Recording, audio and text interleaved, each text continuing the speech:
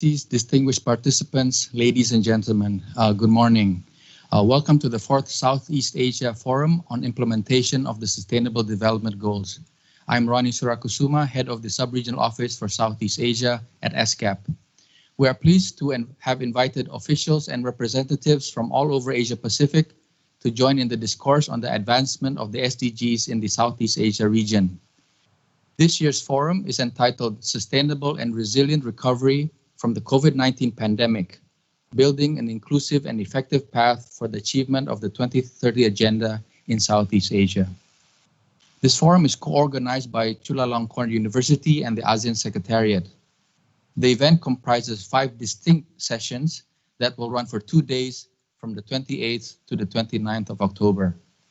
Let us begin today's program with opening remarks from the Executive Secretary of SCAP and the Secretary General of ASEAN.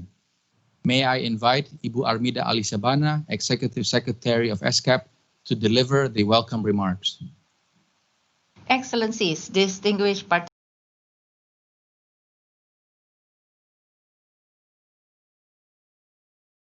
of the Sustainable Development Goals. Each year, the forum highlights the progress of achieving the SDGs or lack of it in the Southeast Asia region.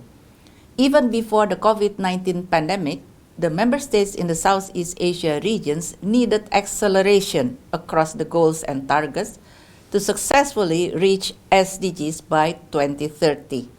With this pandemic, Southeast Asian region is now exposed to crisis in multiple fronts. COVID-19 pandemic has continued to disrupt economic activities throughout the Southeast Asia region. Tourism, retail, and export-oriented industries like manufacturing, as well as labor-intensive activities and businesses that rely heavily on international supply chains, have been hardest hit since the beginning of the crisis.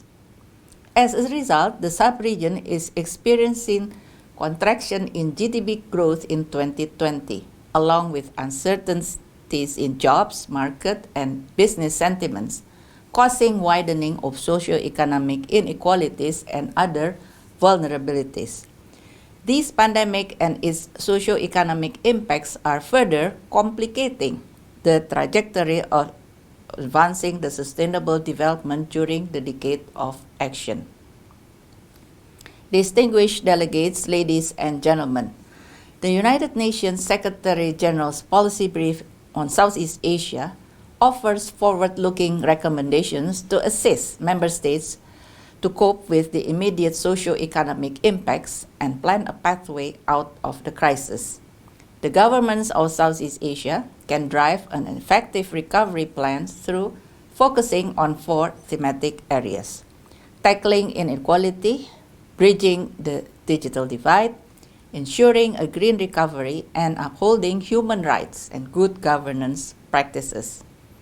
I recognize the good work of the Southeast Asian member states to safeguard the hard-won development gains and protect the achievement of SDGs. The timely use of all their available expertise, along with human, financial, and technical resources, are key drivers to chart a sustainable recovery from this unprecedented crisis. Distinguished delegates, ladies and gentlemen, allow me to further highlight 3 focus areas for your further reflections and policy priorities. First, we need to focus on strengthening the social protection system. At a recently concluded Committee on Social Development, member states endorsed the action plan to strengthen regional cooperation on social protection in Asia and the Pacific. Providing technical advice and capacity building support to member states is critical at the national and regional levels. We are also working with stakeholders on innovative financing strategies to support the micro, small, and medium-sized enterprises, and to promote women entrepreneurs' access to finance. These actions are critical to tackle inequality and reduce growing vulnerabilities in our societies. Second, we need to bridge the digital divide. We are working with governments and private sectors in expanding regional collaboration to scale up broadband internet capacities for the effective use of technological innovation. The promotion of digital technology and investment in ICT infrastructure with a focus on e-commerce and digital finance are important drivers for improving public services to citizens and businesses. Third, we must focus on greening the recovery. Our policy advisory services are directed to industries that are low carbon and resource efficient within the broader framework of the Paris Agreement. The establishment of an ASEAN Resources Panel can support development of an ASEAN roadmap on sustainable resources management. The national energy access, transition and alignment with decarbonization efforts and SDG 7 targets are also critical elements for greening these economies. Distinguished delegates, ladies and gentlemen, at a recent ASEAN UN high-level meeting, ASEAN expressed interest in working with UN to support the ASEAN Comprehensive Recovery Framework and its implementation plan. I very much welcome your trust in our partnership. ESCAP stands ready to work with governments and all stakeholders in advancing SDG implementation plan in the post-COVID-19 era. I look forward to listening to your recommendations on the future course of actions towards attainment of SDGs and count on your commitment to build back better in the Southeast Asia region. Thank you for your attention.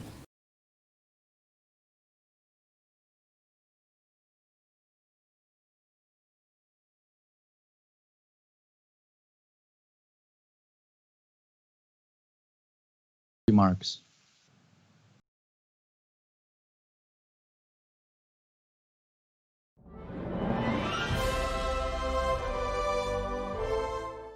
Her Excellency Professor Amida Salazar Alice Javana, Executive Secretary of the United Nations Economics and Social Commission for the Asia and the Pacific, representatives from ASEAN member states, distinguished speakers, moderators, and participants.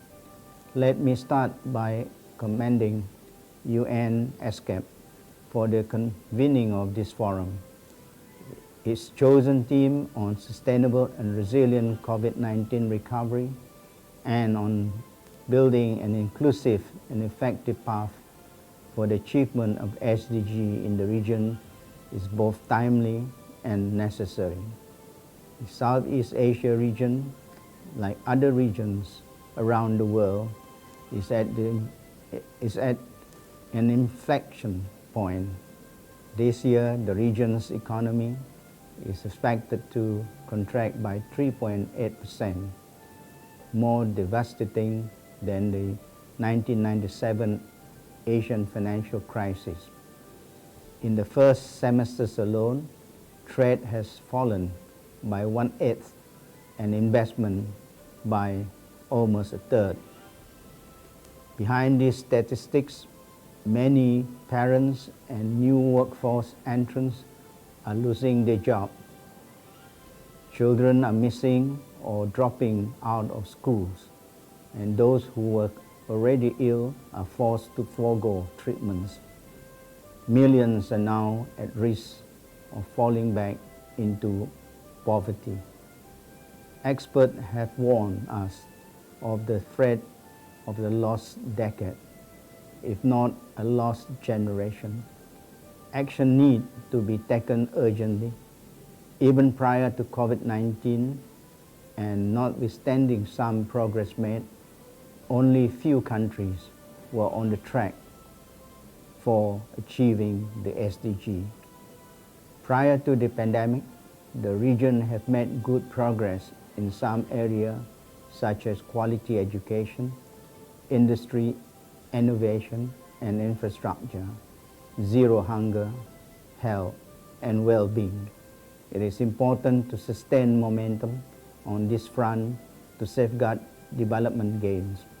At the same time, We need to double down our efforts on areas where we are lagging and that are further made vulnerable by the impact of the pandemic, especially in availing decent work, reducing inequalities, and achieving peace, justice, and strong institutions.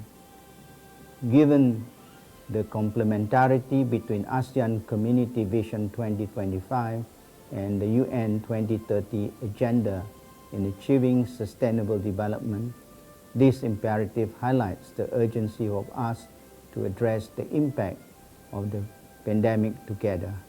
The Complementarities Roadmap, adopted in 2019, has identified 5 priority areas to focus on in advancing sustainable development, namely poverty eradication, sustainable infrastructure, sustainable consumption and production, sustainable management of natural resources, and resilience.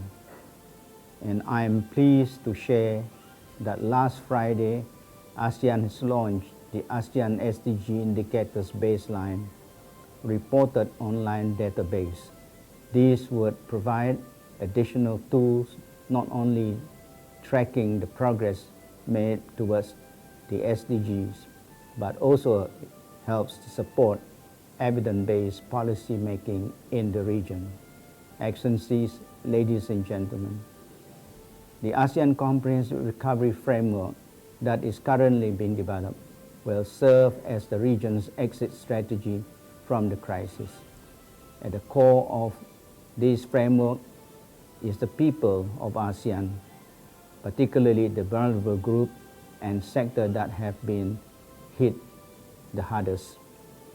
Targeted for the submission to the 37th ASEAN Summit in November, the framework, along with its implementation plan, will focus on 5 broad strategies, namely enhancing health system, strengthening human security, maximizing the potential of intra-ASEAN market and broader economic integration, accelerating inclusive digital transformation, and finally, advancing towards a more sustainable and resilient future. Stakeholder engagement and partnership will play an important role, given synergy and room for collaboration towards resilient and sustainable recovery. Much can be achieved by leveraging on this ongoing work on ASEAN. To this end, we look forward to working with our partners, including ASCAP, in assisting with the region's recovery efforts and more generally to boost the work towards achieving SDGs in the region.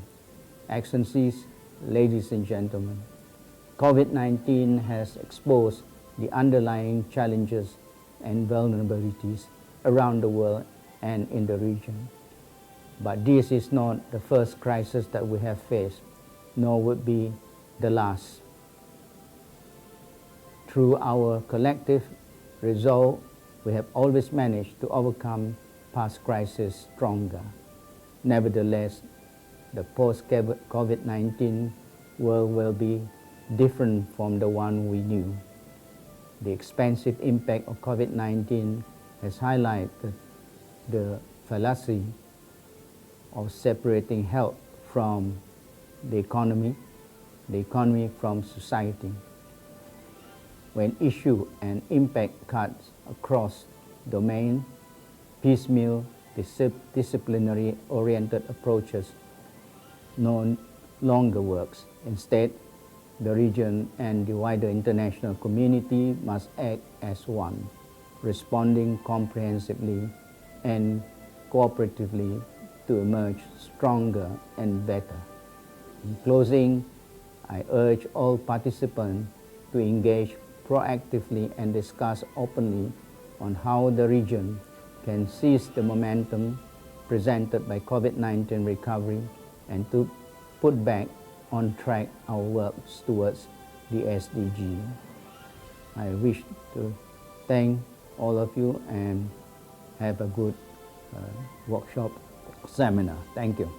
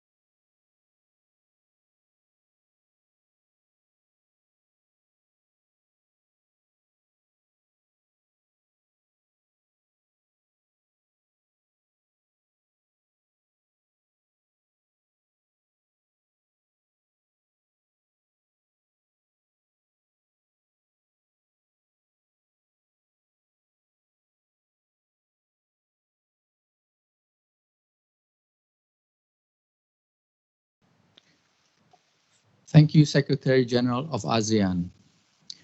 The objective of this forum is to deliberate the issues and challenges of achieving the SDGs by Southeast Asian countries amidst the COVID-19 pandemic from the perspectives of government, academia, business, and civil society.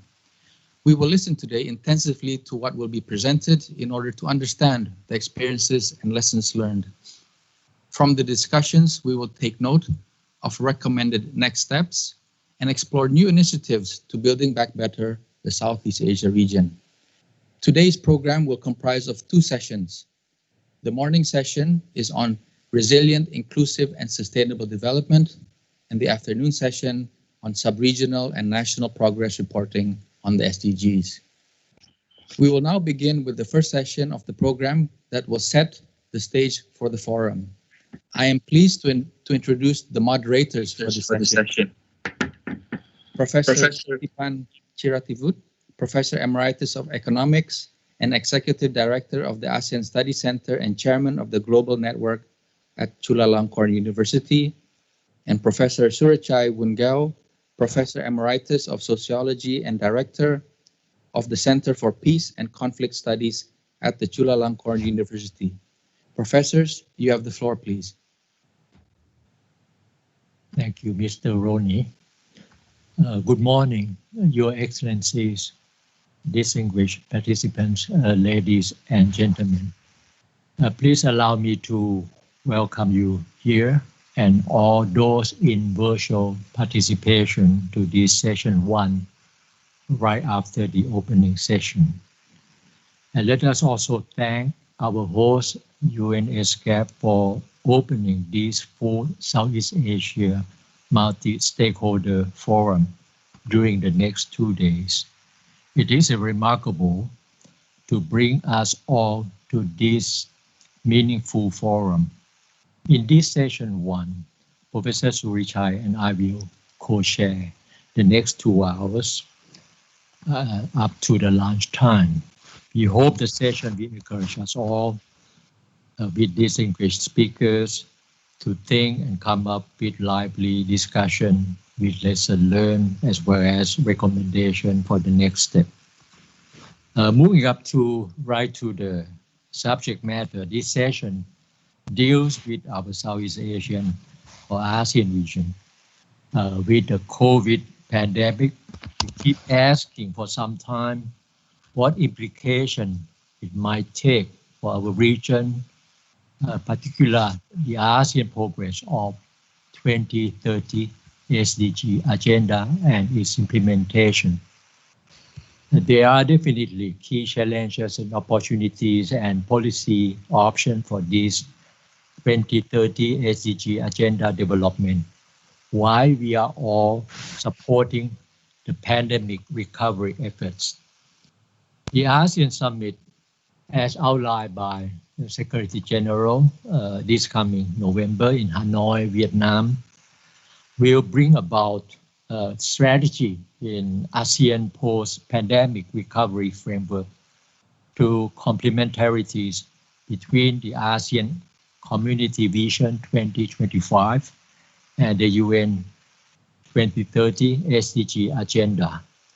These strategies will fully become part of our region future building in a post-pandemic world, in addition to our 2035 ASEAN Community Blueprint and commitments and 2030 SDG agenda for our region.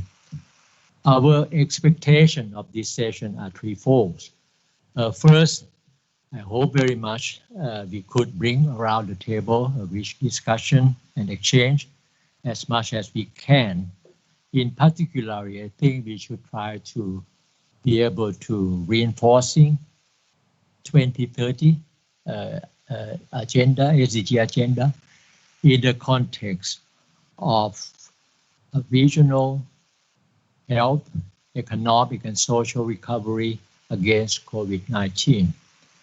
Second, we wish all relevant stakeholders here and also, of course, from virtual participation could come up with real outcome from this forum in terms of concrete proposal and programs for action to make a difference to people's life in our region in connection with the world. Last but not least, we should not lose our sight of UN member state goal to leave no one behind, and ASEAN narrowing development gaps and broader goals to make our region more resilient, inclusive, and sustainable.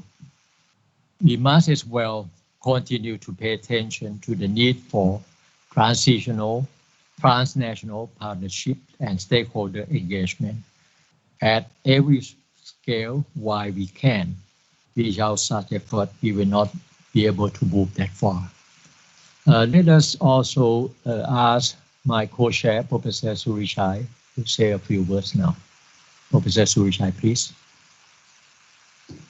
Thank you, Excellencies and respected participants. The global COVID-19 pandemic has put enormous pressure on people's lives and their livelihoods, as well as challenging the adaptability of our systems in the context of new crisis. These cascading impacts of COVID-19 also put our meeting today in the light of our challenge to work together as a region, as countries, and as societies. How can we work together in a more collaborative way? As has been said clearly by the Executive Director and also the ASEAN Secretary General, the vulnerabilities exposed in this crisis have also highlighted certain adaptability of sectors in the light of these disruptions. We need to put this all in the context of how the sustainability agenda, which already put forward as a challenge, but also to be accelerated in the light of these complex responses into the future. We have seen that workers have been working without adequate equipment to protect them, or denied sick leave, or are being laid off at unprecedented scale. Impacts on several sectors, including informal sectors which are not easily visible, are also being felt across the region. There's really a need to collaborate among the governmental responsibility agencies within and across the region to translate into the more proactive ability that we can learn and also adapt together. This pandemic has really put forward a potential threat, as well said by the ASEAN Secretary General, that we may have to be aware that it could be translated into a last decade or even a last generation impact if we are not able to work together in a better complementarity approach. So in this context, we are really in the context of regional integration. The word integration need to be not only one-sided or one segment of societies, but it need to be more integrative and more comprehensive. Regional integration need to be seen as a deeper challenge for deeper integration for our human solidarity and cooperation. In this light, I am very honored to say that we will hear from our distinguished speakers gathered here today. The speakers represent different stakeholders, representatives of international organizations around Southeast Asia, including think tanks, education, business groups, and the media.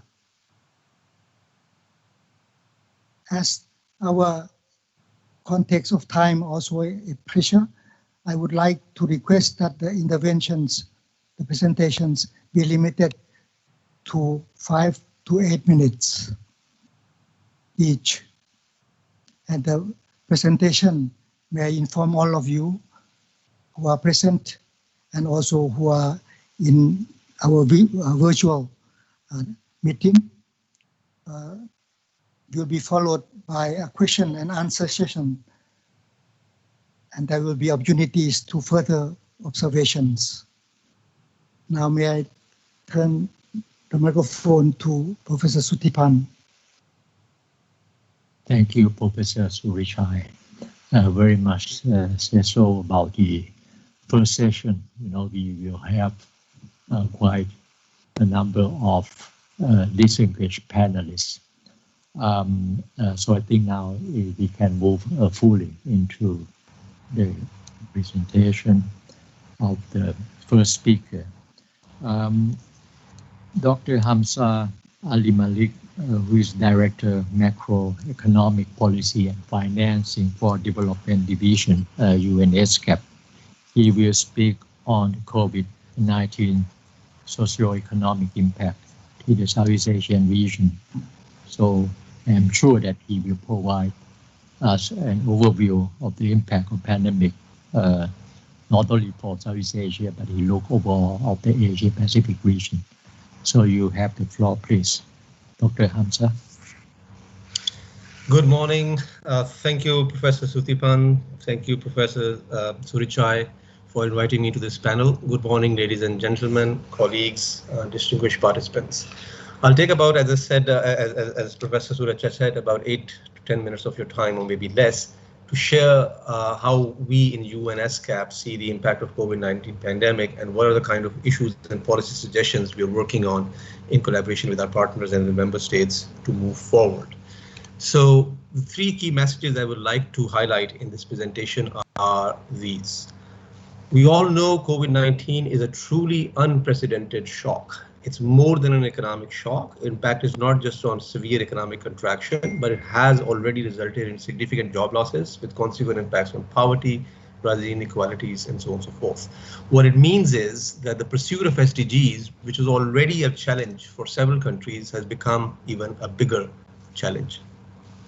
Number 2, the good thing in a way is the governments across the Asia Pacific globally and including Southeast Asian economies have announced very significant policy packages, both from the monetary and fiscal side, worth billions of dollars. But what has happened is it has led to a considerable squeeze in policy, monetary policy and fiscal policy space, which can constrain their ability to continue providing support as we go forward and move from stemming the crisis to a recovery phase or pursuit of SDGs. And the third thing is, very important one, is that while policymakers think about building their economies in a resilient, inclusive and sustainable manner, the policy packages must put 2030 agenda at the center. They must prioritize people and planet, rather than just a pure GDP-centric economic recovery. I'll explain these points a little bit in my presentation. So this is a snapshot of the progress of Southeast Asian region on SDGs. The blue bars represent the progress that they should have made according to the methodology pursued by ASCAP by 2019, the middle line that you see, the black line. So as you see, most of the goals, except goal 4, quality education, where the region, the sub-region, Southeast Asian economies have made a very good progress. Others require more work. And in some instances, there is even regression. For instance, goal 10, reduce inequalities, which means much more work needs to be done to first put it in the right direction and then step up efforts to increase progress. Right? So this is the kind of challenge. This is the picture that we have regarding SDG for Southeast Asia before COVID. Now, this is the assessment done by ASCAP so far based on available data on the impact of COVID on region's GDP. This is going back to last 50 years of data, dividing in 3 lines. Developing ASCAP economies are blue. Developed economy, ASCAP economies, which are Japan, Australia, and New Zealand, are red. And then the total one is, of course, green. And I've highlighted 2 major shocks that the region has experienced: AFC, which is the Asian financial crisis of 1997, and GFC, the global financial crisis of 2007-2008. You can see already that the current pandemic estimates of contraction are already far bigger than what the region experienced in 97 and in 2008. This is what we mean when we say it's an unprecedented economic shock now, because we don't have any history of that, at least going back as far as early 1970s and even before. So this is truly an unprecedented shock, which has several major consequences. This is the picture of Southeast Asian economies on the right and the total snapshot of Asia Pacific region and Southeast Asia on the downgrades of GDP, just to give you a sense of the scale of the contraction that has happened. So the gray bar essentially is showing the difference between the forecast that we had for 2020 back in end of 2019, and the red dots essentially is the actual point estimate that we have for the time being as of end of July for the region. So for instance, for Southeast Asia region, the third bar that you see, the contraction was close to 8% already. The change in forecast is about 8%, and the contraction is around a little over 3.4%. That's significant. And for some countries, of course, this contraction is significant. The simple eyeballing across the chart shows that the red dots, for instance, shows that most of the economies in the region are likely to experience economic contraction in 2020 going forward. And they are very preliminary estimates based on some assumptions that the region will be able to recover or will be able to control the pandemic completely and so on and so forth. So there are upside risks actually to this forecast. So the actual position may even be worse. But as I highlighted earlier, the impact of COVID is not just a decline in GDP growth and should not be seen as such. It's actually a lot of human cost involved. This just give you some ideas about the extent of job losses that the region and the Asia Pacific country as a whole have experienced. So the blue and red bars are simply showing the comparative picture of equivalent number of full-time jobs, the left-hand panel, or the share of total working hours, the right-hand panel. The red bar is Q2, the blue bar is Q1. And simple eyeballing can tell you the estimates are going up. For Eastern Asia, which includes Southeast Asian economies, actually, the condition is a bit stable, which essentially indicates compared to other sub-regions, for instance, Southern Asia, they have managed to control the situation early on, while others have been still experiencing the impact of the pandemic itself. The impact of these job losses on poor people cannot be underestimated. And these are some early provisional estimates from the World Bank across the 3 criteria that typically are used to assess the monetary measures of poverty: $1.90, $3.20, and $5.50. And you can see between April and June, for instance, there were significant revisions, and much more research is going on now regarding both the methodology and actual estimates of the poor people. The message is simple. The impact on poverty is significant. Some commentators are even saying it can wipe out the gains that the region had in reducing poverty for the last 20 years in one stroke. And then their preliminary estimates are showing the numbers already, for instance, for $3.20 are approaching in the north of 200 million people, and that can escalate even further. So this is one sort of good news in a way. It gave the environment some breathing space because economic activity came to a standstill, to a halt, and there's some indication saying there is some breathing space to the environment. We should turn this into an opportunity. The policymakers should really understand now that a very aggressive, rapid economic activity in an unsustainable manner has been causing air pollution and other environment degradation issues over there, and it has been some breathing space to those issues. So coming to the policy part, this is a snapshot of countries, the policy packages, average policy packages that countries have rolled out. So I've highlighted the Southeast Asia average. So these are medium numbers. 4.2% of GDP is the average Southeast Asian response, and you can see the other sub-regions response as well. And then there is a breakup of countries level responses in Southeast Asia. On average, this is pretty significant. 4% is fairly steep. It comes to our 1.4, 1.5 trillion dollars in absolute terms, and a significant amount has been spent. And we keep track of, we're trying to investigate and do further research on where exactly that fiscal support is going in supporting economies and people. Similarly, the fiscal policy has been supported by monetary and financial measures. The cuts in policy interest rates, several other liquidity provision measures, targeted support to small and medium enterprises, that has been the norm across the region and globally as well, which is very heartening to know that monetary policy and fiscal policy, at least so far, have been working quite closely with each other in providing support to the economies. Now, moving forward, how to think going forward. The first message I would like to highlight is the path to recovery is going to be extremely difficult. This is simply lessons from Asian financial crisis and global financial crisis. The left-hand panel is for Asian financial crisis, right is for global financial crisis. Now, all I'm showing is the actual level of GDP. So the blue bar lines, for instance, are showing the path the economy's level of GDPs would have taken had there been no crisis.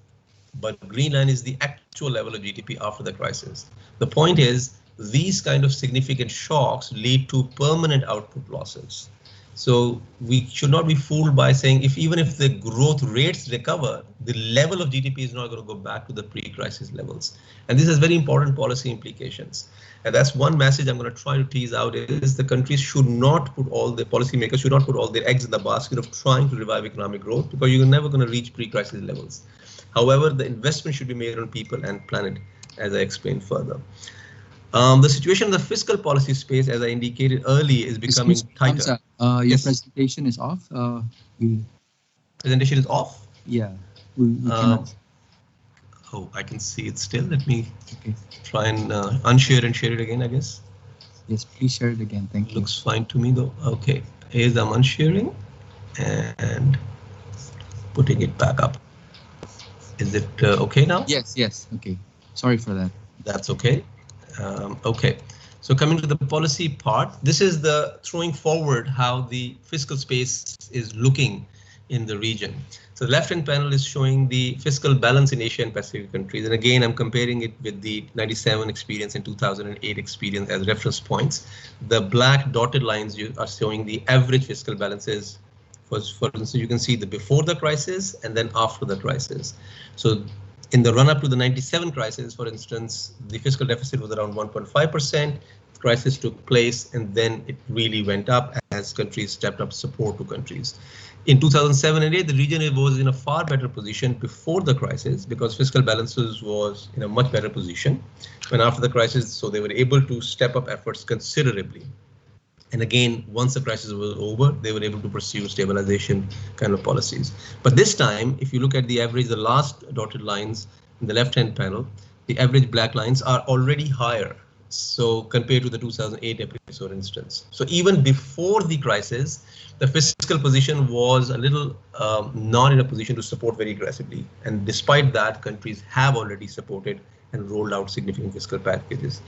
The most extreme right two bars are the projections. So how the fiscal deficit and fiscal balances are going to look like. So this is simply saying the fiscal position is going to become extremely tight. Fiscal space is going to be limited. So to continue with the kind of support that people and economies need is not going to be easy. and serious, considerable policy discussions need to take place to come up with options what countries can do. The right-hand panel simply shows the country-level details for Southeast Asian economies.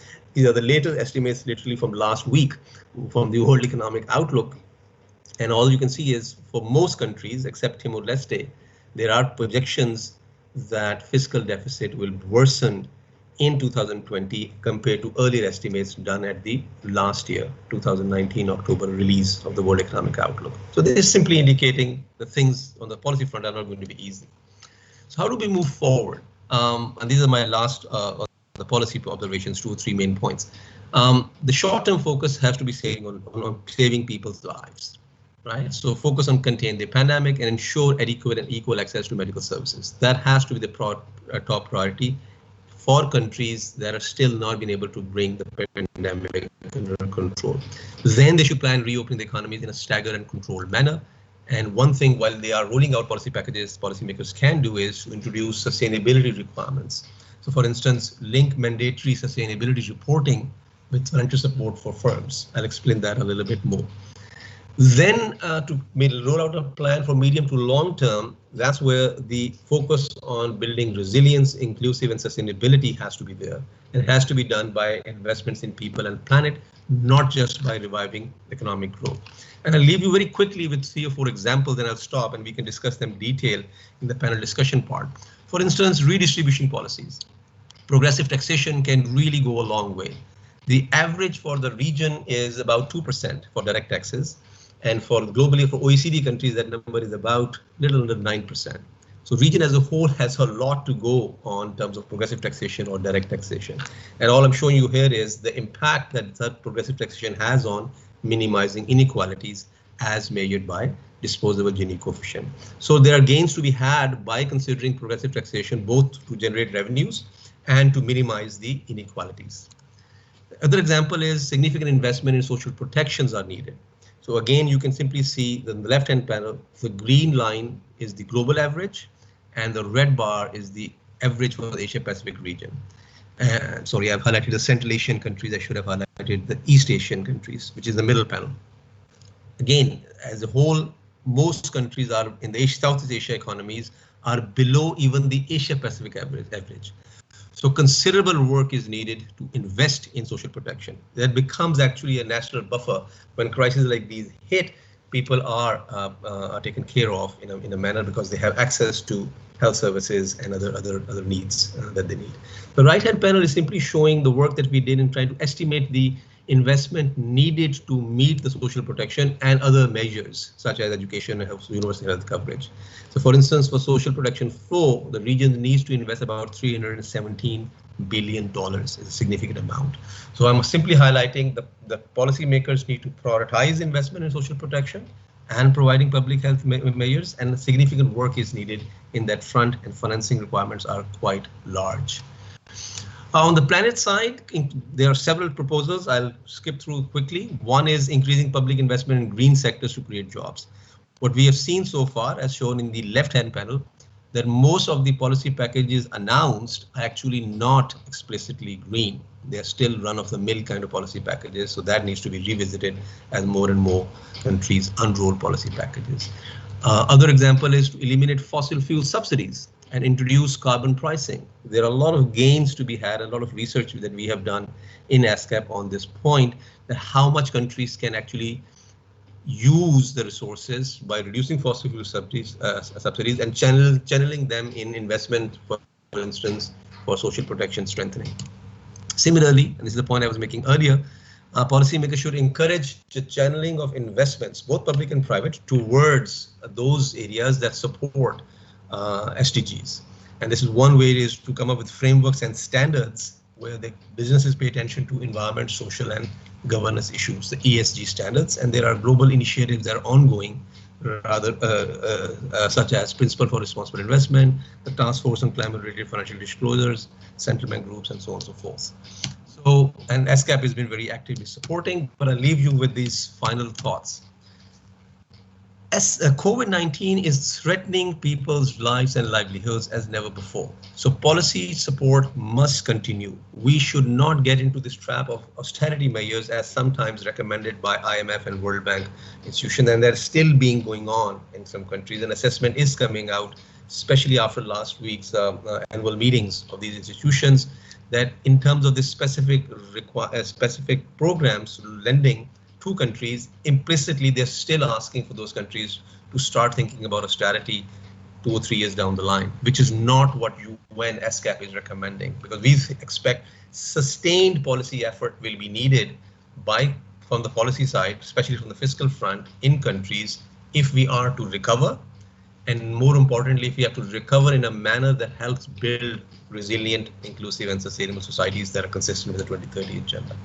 So number two, we genuinely believe that COVID-19 offers a genuine opportunity to rethink and transform the development pathways. In a nutshell, so far the development pathway has been primarily GDP-centric, only economic prosperity, and assuming somehow it will trickle down to the benefit of people and so on and so forth. It has not been the case. This kind of development approach has come with significant costs to people, rising inequalities, for instance, and planet, like climate change and environment degradation. That has to change. And this crisis offers an opportunity to do things differently in a genuinely fresh manner. The last point, of course, is, as I was throughout highlighting, policy tools are available to try and go after this kind of ambitions. But for that, the 2030 agenda or SDGs have to be the main criteria of achievement of those policies rather than trying to revive economic growth. I stop here and thank you very much, Professor Suthipan and Professor Surichai, for the opportunity to share my views. I look forward to further engagement in the panel. Thank you. Thank you very much, Dr. Hamza Ali Malik, for putting us really in the context of our forum. I think with your presentation, very much evidence-based information, I'm sure that you could talk a lot about the so-called the pandemic impact on various areas that you mentioned, whether it's on the growth, on the people, health, environment, and other areas that we should take into account. Particularly, I think it's the government intervention that you try to coming up with all kind of policy to support such a recovery is still very much at what you call the not only short-term stage, but also have to look at the long-term base. And the last part, of course, important about the how you look at the takeaways for our region. I think very important, your recommendation that we took note. I'd like to ask maybe my co-chair, Professor Surichai, to introduce the next two speakers, please. Thank you, Ajahn Suthipan. It is really important that we set ourselves to see the whole region, but not only on that level, but we also need to look at specific countries' situation and how the positive and negative implications of the present responses to be demonstrated. So I am very honored to invite the next speaker, Dr. Sarah Sekenes, who is a resident coordinator from LAUPDR of the United Nations. May I now request Sarah Sekenes to... sorry, oh, I see, sorry. So I have to change the order. The next speaker is from Timor-Leste. We are very honored as a whole region. In this meeting, we talk about ASEAN as well as Southeast Asia, and we look into our countries as neighbors. And in this light, I am very honored to welcome our next speaker, Ms. Brigida Brites Soares, from the Office of the Prime Minister of Timor-Leste. May I request the presentation from Mrs. Brigida Soares, please. Thank you very much, Professor Sulichai and Professor Sulipan. Honorable guests and ladies and gentlemen, first of all, let me greeting everyone from Timor-Leste. It is a pleasure for me to be one of the speakers at the session 1 of the 4th Southeast Asia HTC Forum. And in this opportunity, I would like to present in a COVID situation in Timor-Leste, as well as these include the impact and also the prevention that taken by the government. Distinguished guests, ladies and gentlemen, in this presentation, mainly bring you to the real situation in Timor-Leste during the period of COVID-19. However, in these circumstances, let me share with you a little bit Timor-Leste profile. Timor-Leste is a small country located in East Asia with a population around 1.2 million. We restored our independence in 2002, and now we are about 18 years old country. Can you move to the first slide, please?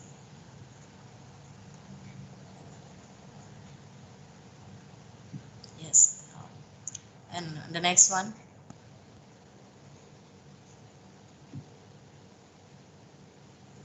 The next one, please. Yes. So, as I already mentioned in this introduction, as a new country, I think on the other one, sorry, back. The first slide.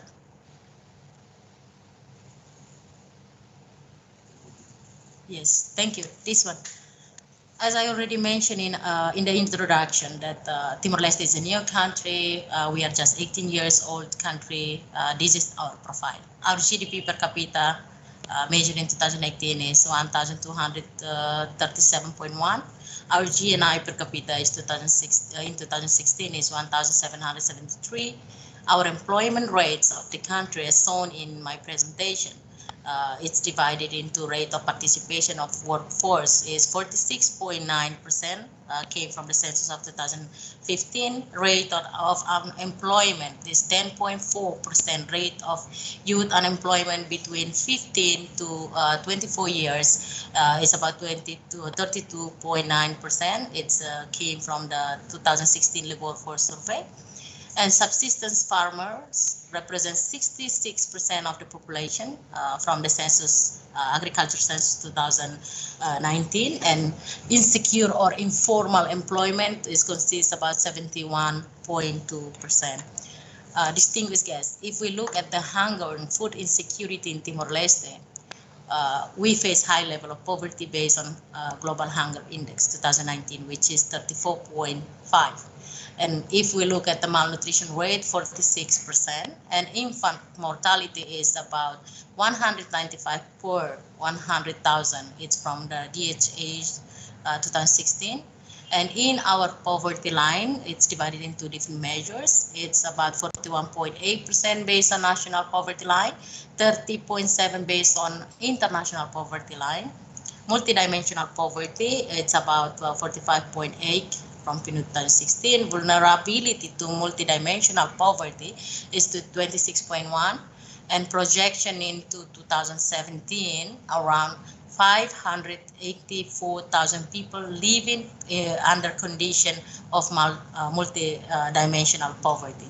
And the Timor-Leste Human Index, it's 0.626 positioned in 131. The next slide, please. This profile share with you all just to state that our government aware of the issue that already exists before the COVID-19. In addition, with the health crisis of COVID-19, government realized that the investment in capital, in social investment in capital social is important. Social capital is important, especially in education and health sector. We also realized that investment in economic sector also important to bring well-being of for our people. Ladies and gentlemen, now allow me to bring you all to the COVID-19 situation in Timor-Leste. If you look at the slide, it's showing that beside all issues mentioned in our profile, we are proud to say that Timor-Leste is one of 22 countries with zero death from COVID-19. As at 26 yesterday, the day after yesterday, there is only one active case in Timor-Leste. There has been no community transmission reported in Timor-Leste. All cases have came from people arriving from overseas. And Timor-Leste is under still until now under a state of emergency, and international border opening are restricted, and all arrival must quarantine for 14 days.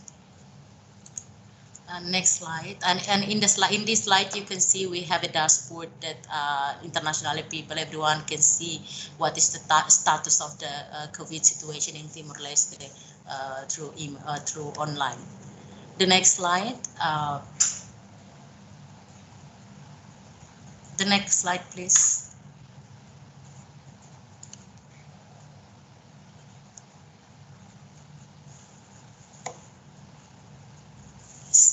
Like other countries in the world, even though there is a zero death of COVID-19 in Timor-Leste, there always obvious impact of health crisis to everyone.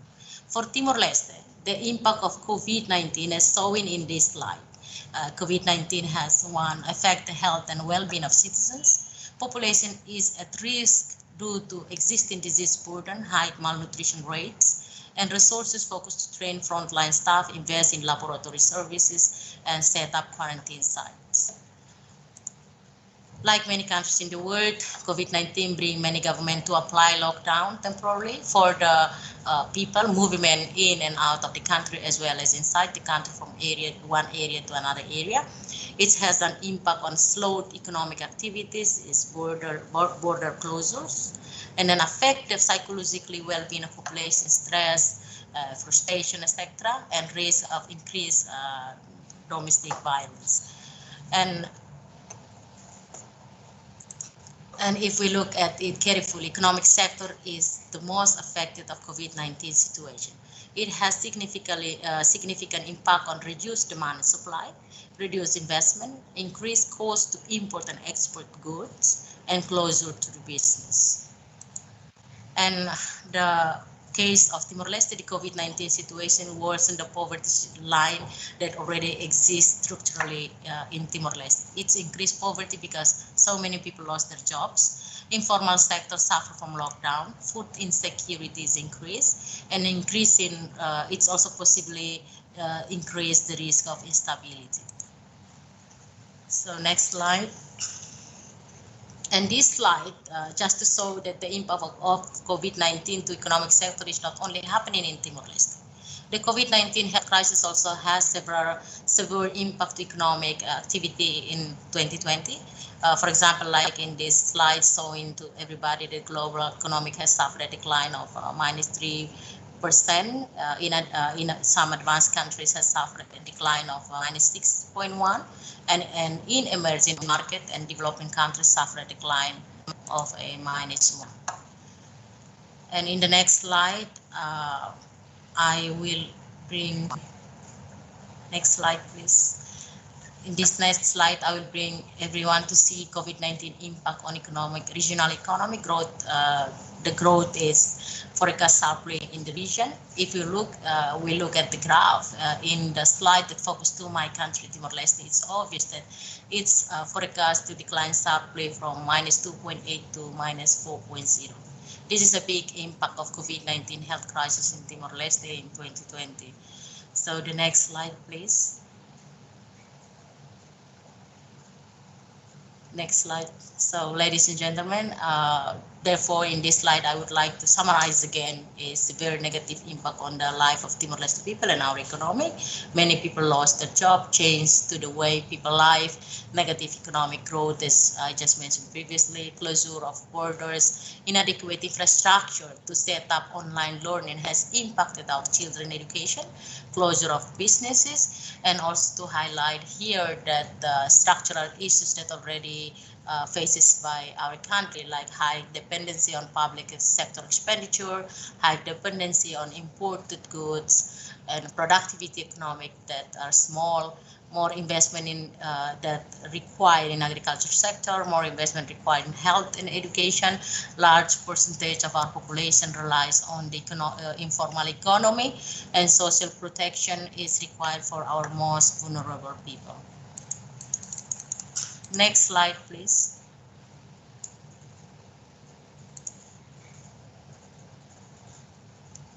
Next slide, please. With this situation, our government right away take an intervention on COVID-19 prevention. Since the global COVID-19 pandemic reached our country in March, our government was quick to respond. Our Prime Minister mobilized resources, developed a crisis commission, requested the President to declare a state of emergency with the objective to first control the movement of people on our border, enable lockdown where requires of citizens, introduce mandatory mask wearing, close our schools, and ensure information was readily available to all citizens to inform them the situation and how best to protect ourselves. The Crisis Commission set up a management crisis center which was responsible for providing daily communication to all citizens across all forms of media to ensure consistent messaging, and developing and managing specific COVID-19 government funds, ensuring the resources were in one place and went to where they were needed, mobilizing, training, and running the monitoring and surveillance team, and developing system and setting up the quarantine sites, working with the Ministry of Health, National Police, Border Control, Ministry of Foreign Affairs, Ministry of Interior, Ministry of Education, and advising on state of emergency. In order, the next slide.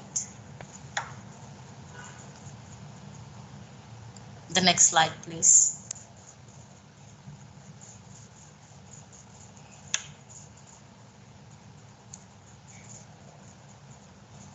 The next slide, please.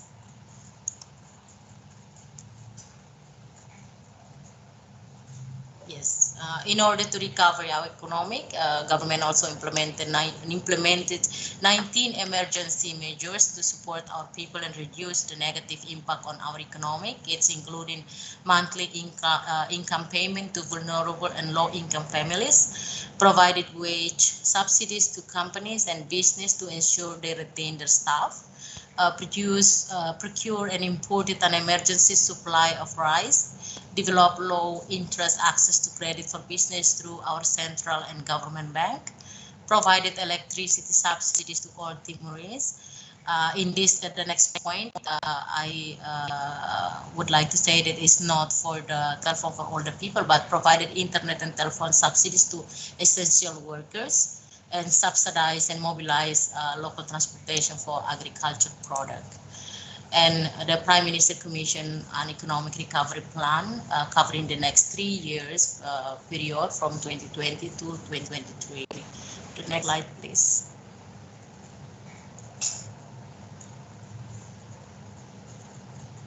Next slide, please.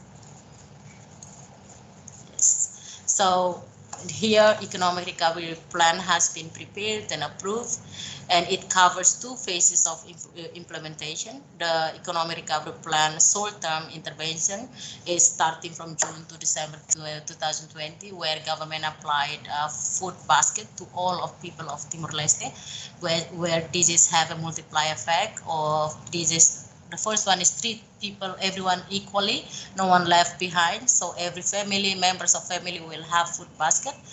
This measure also supports the local agricultural products such as rice, vegetables, milk, and other local product that exists in Timor, and provide also wage subsidies to company to retain their staff, as already mentioned. Provide subsidies to the most affected sectors during the COVID-19, such as tourism sector, hotels and restaurants that exist, and subsidies to informal business, as mentioned before, about 40,000 informal business, with the objective to bring them into the formal business and register themselves in our social security.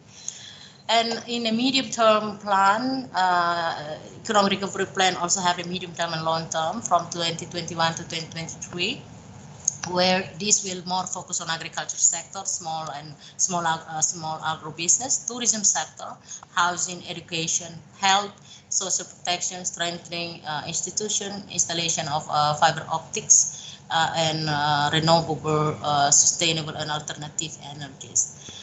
It is focused on people and has two main objectives. So the first, to sustain the economy so as not to let the crisis worsen and to defend the people's well-being. And the second one is to transform the foundation of Timor-Leste economic and society to make them more resilient to future shocks. So the document of the detail of the economic recovery plan can be downloaded from the site that presented in this presentation. So this is all that I'd like to share with everyone. Thank you very much. If there is any question, I would be very happy to respond. Thank you. Thank you. I think the presentation by Madam Soares has been very helpful and enlightening for us who are outside to understand the context of Timor-Leste in the sense of how the negative impacts have been going on, and also how the widening issues of inequalities are being felt, but also how the government respond to this in the light of the immediate and mid and long-term recovery plan. So along this line, we will be able to engage further in the latter stage with Q&A and also some discussion later. Now, may I turn to the next speaker? I already mentioned, but now may I mention again that we will hear from our UN resident coordinator from the Laos PDR, Ms. Sarah Sekenis, please. Thank you, sir. Thank you very much for giving me the floor and for inviting us to speak at this event. And good morning to all. First of all, I'd like to say that I recognize much of the presentation from Timor-Leste in terms of both the impact of COVID-19 and also the very strong government response, very early setting up a committee that was cross-ministerial on the COVID response, and also who have worked with the Prime Minister's office in terms of issuing regular Prime Minister's decrees and also travel advisories from the Ministry of Foreign Affairs. Very similar. And of course, one of the things that does differ between the two countries is that one is an island, another one is a landlocked country with many borders directly into other neighboring countries, which may be a little bit more difficult to control. But if you may allow us, we'll upload or share the PowerPoint presentation.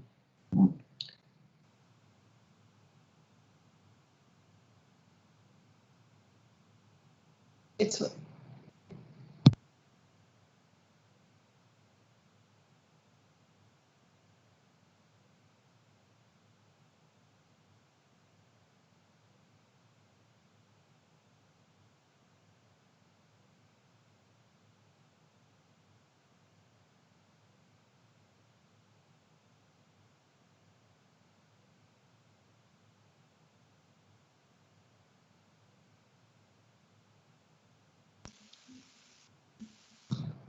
give us a couple of seconds more.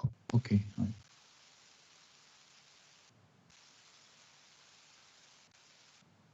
Can you see our presentation now? Yes, please go ahead. Okay, thank you. So Lao PDR is the only landlocked country in Southeast Asia and has made a strategic transition to become going from landlocked to become a land-linked through greater regional integration as a major policy objective. Understanding the impacts of COVID-19 in Lao PDR forces us, therefore, to adopt a regional approach due to the country's geography and economic reliance on its neighbors. A sizable portion of the Lao workforce indeed works abroad, mostly in Thailand, and it's estimated that Thailand still hosts a high number of workers, although we saw more than 100,000 having returned because of the pandemic. Remittances in this context account for around 1.5% of the total GDP and are a source of revenue for many families that contribute to the country's development and poverty alleviation. So now, of course, the effects of the pandemic is that this has reduced to a minimum. Disruptions in trade and tourism are also likely to significantly affect Lao PDR.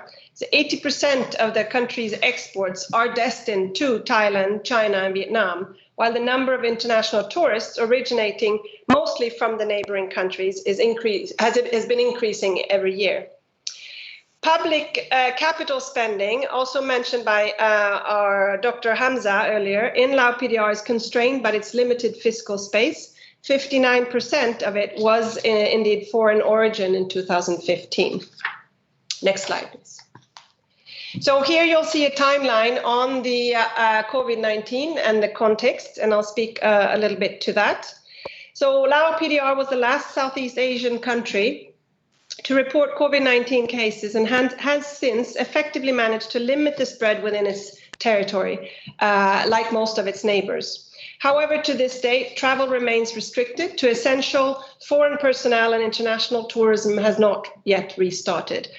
All people newly arriving in Lao PDR are subject to PCR tests and quarantined in designated government facilities or hotels, similar to what was expressed in Timor-Leste's case.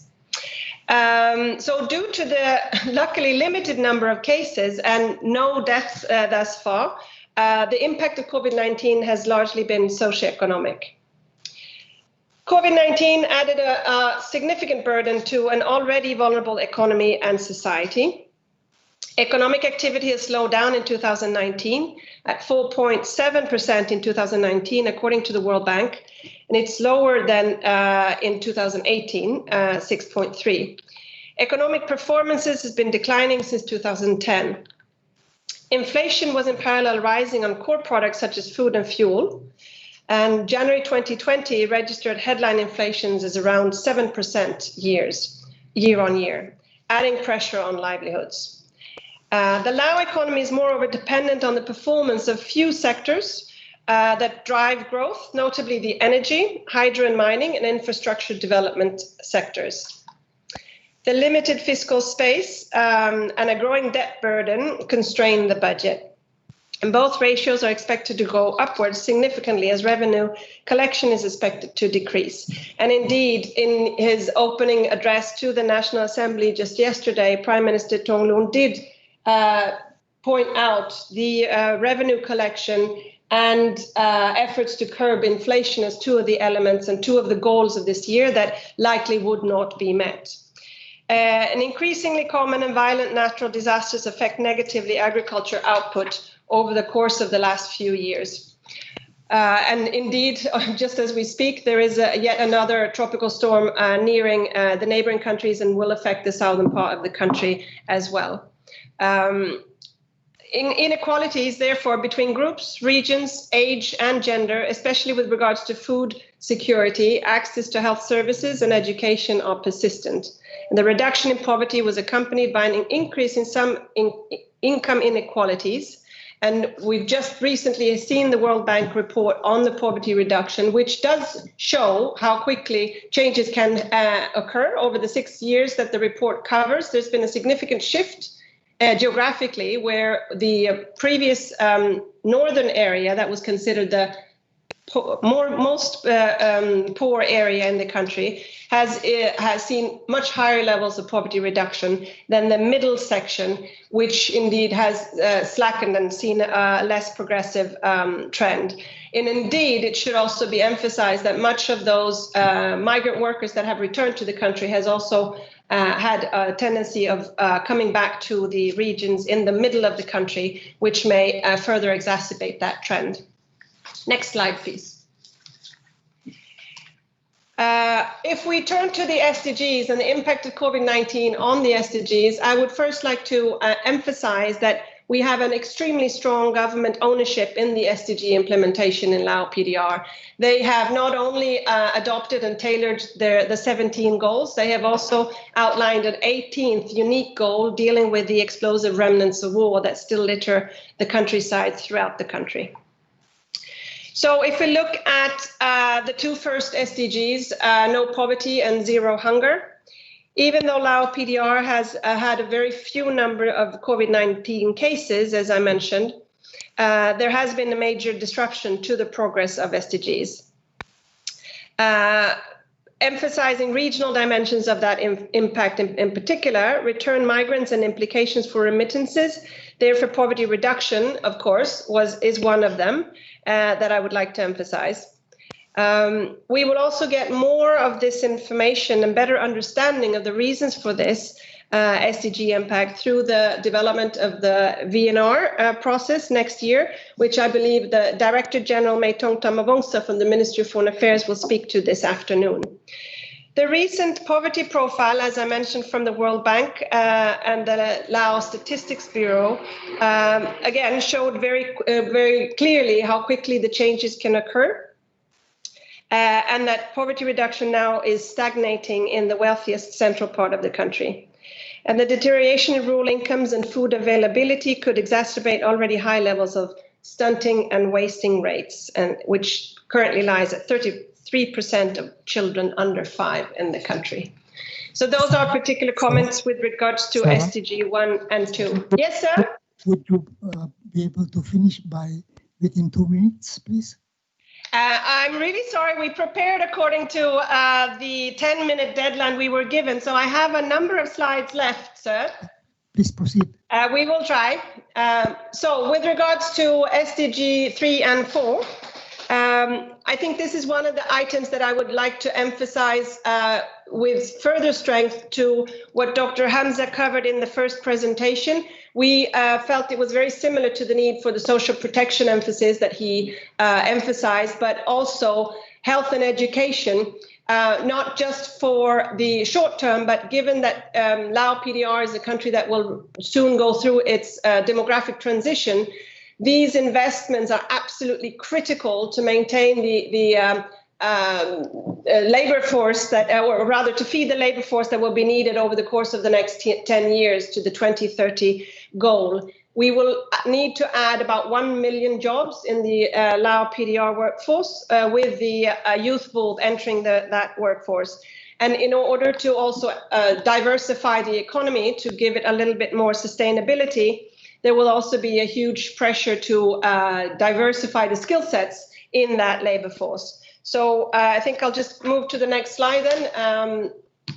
And you will see some of the items that address ensuring productive opportunities for the larger number of young people that enter that labor force.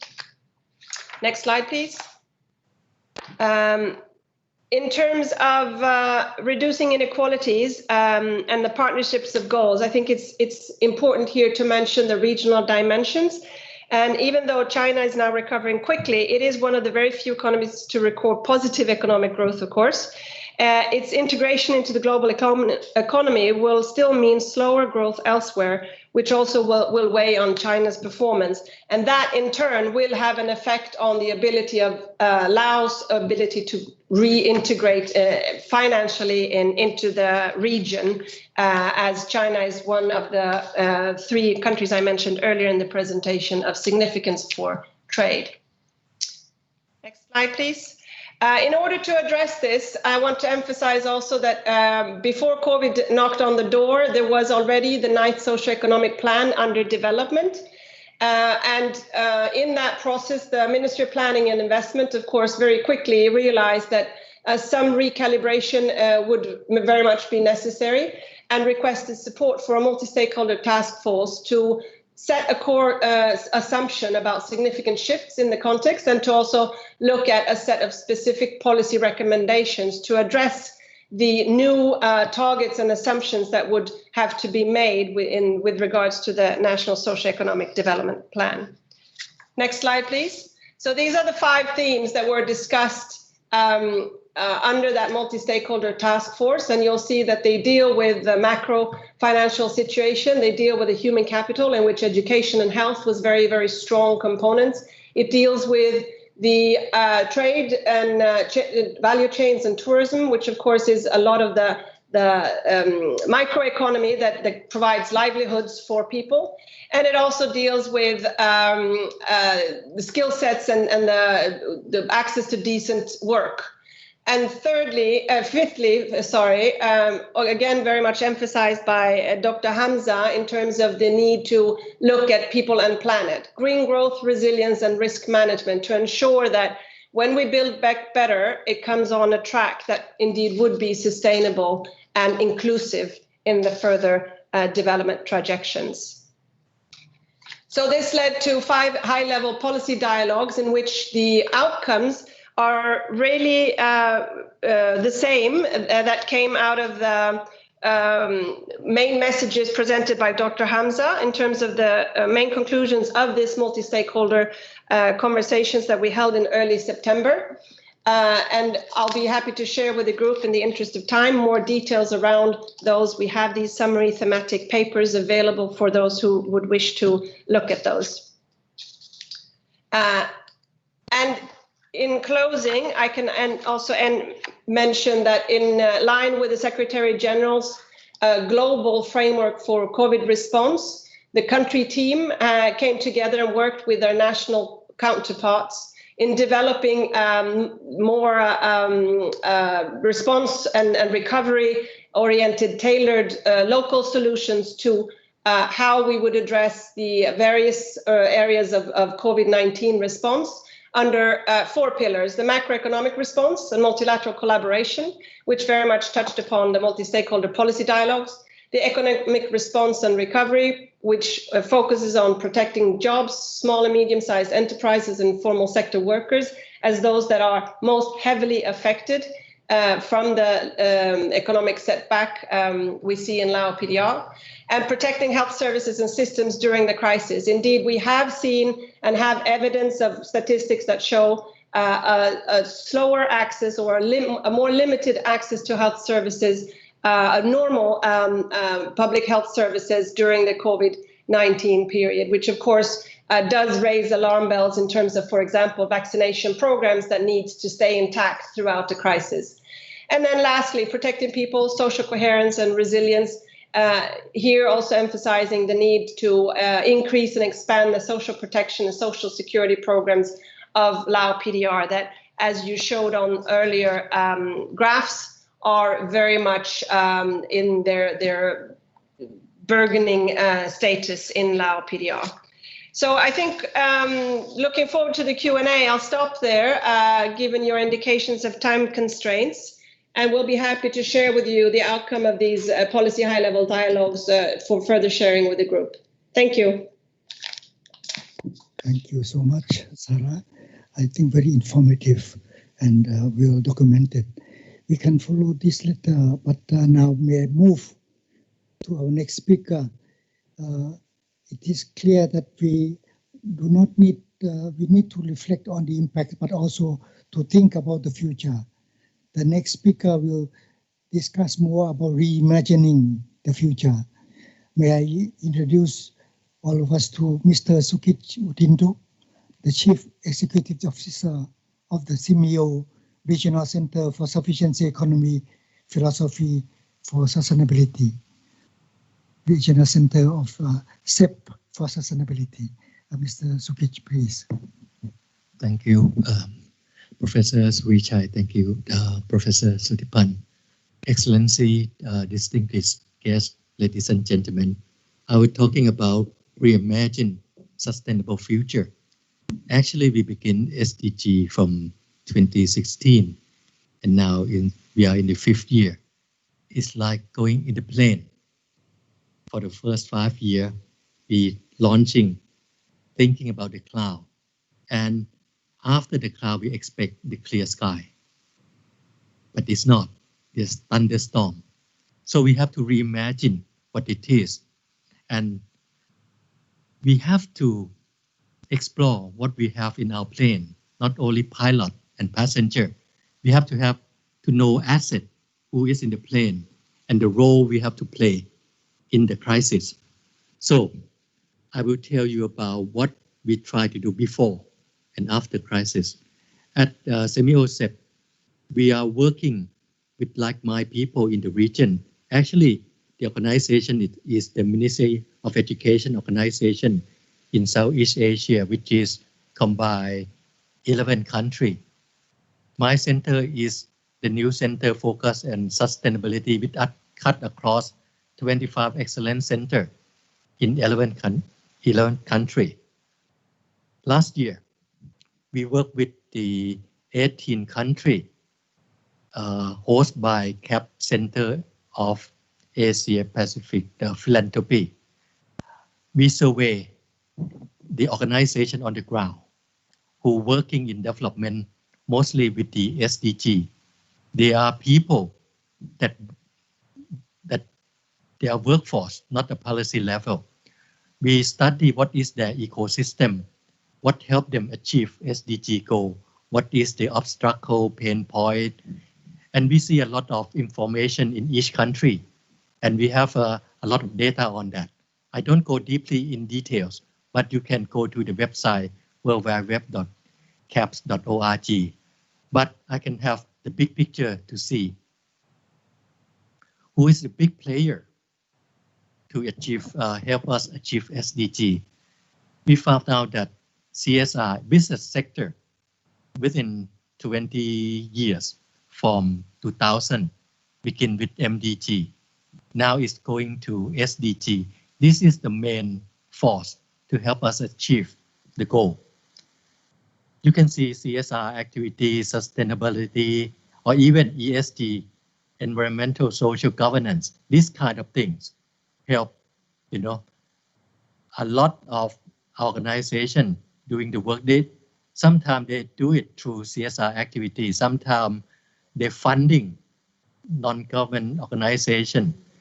And actually, in COVID-19, the ESG companies still perform well. However, some of the companies are in trouble because of COVID-19, such as airline, tourism, hospitality, and service. But most of the companies still okay. We have to help them to help us achieve SDG. So the main driver is corporate segment. The second one, social enterprise. We see a lot of social entrepreneur, social enterprise, community business emerging during 2 or 3 years. This is very important to help us achieve SDG. For the government, we don't have much new policy related to SDG. We see some public-private partnership, but mostly they are declined. Public-private partnership mostly in infrastructure, not investing in people and planet. So we think the government sector can do more. NGO, this is in crisis. We see within the 15 years, NGO are declining. Mostly in the region, the NGO was sponsored or granting from international funding. With crisis, international funding is declined. So it's very, very dangerous in this segment. So these 4 segments, we have to reimagine how can we help them go back to the normal. This is some information on Thailand. Actually, in our survey, we have this kind of information in 18 countries. When we have this information, I consult with the CAPS.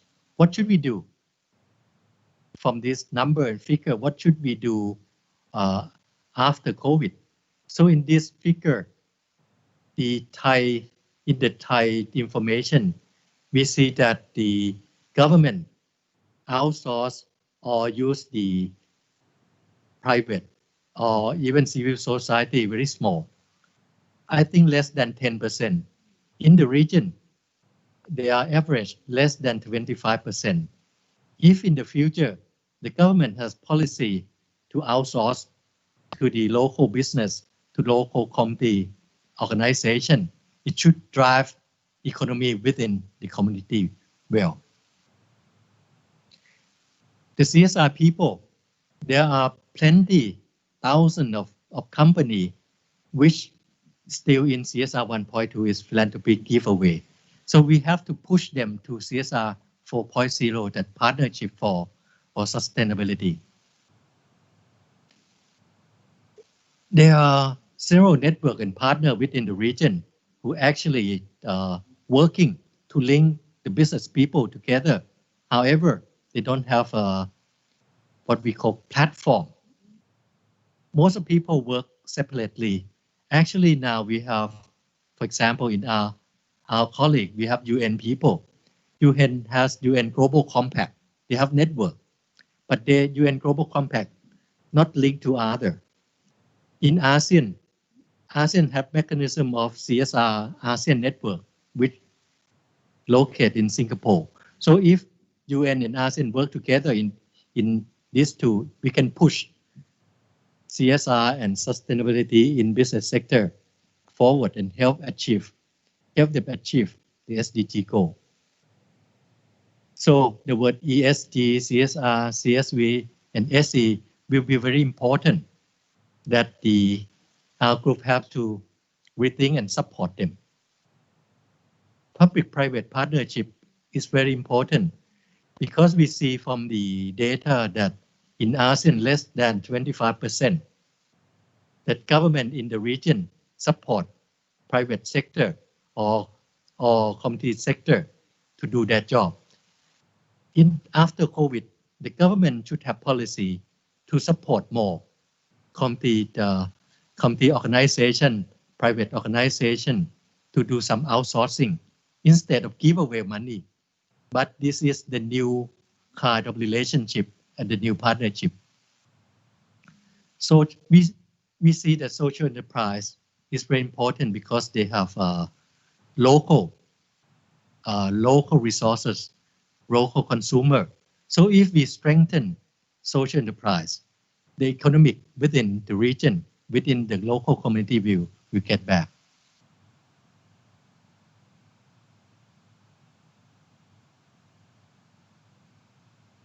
Sorry.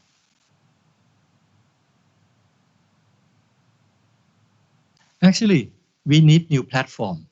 The platform that people see each other. For example, in Thailand, the Thai government will begin doing a new platform about SDG to see who is working on which area. We will see and help each other. For example, some civil society, some community who have rice and other community have fish. So they can, trading fish and rice instead of buying from outside. And if in Asia we have a platform that one country can trading with other country from community product, it will be very good. So we will get back to what we call ABCD, asset-based community development, begin from small member, small unit of the community, help them begin from who they are and what they have. So they don't have to rely on other. You see, nothing will drop from the sky. They should help themselves. They should be thinking about self-reliance. So government don't, if I can suggest, the government don't throw away the money from the sky, but help changing the mindset of the community to help themselves.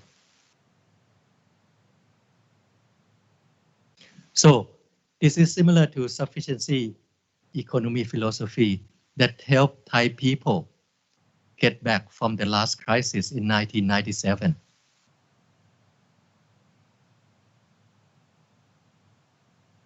However, before COVID-19, Thailand used sufficiency economy philosophy to help achieve the SDG goal. But after crisis, we have to think again. The philosophy can reuse it, and what we can use adaptation from what our experience in 1997, and it's still very important. And I think if some of our colleagues want to have the knowledge of sufficiency economy philosophy, my center can help you doing a new knowledge and education about that. And I hope we can work together. My last suggestion is no time to working alone. We have to working together. So SDG 17, if we want to do something, only one thing, focus on SDG 17. Thank you very much.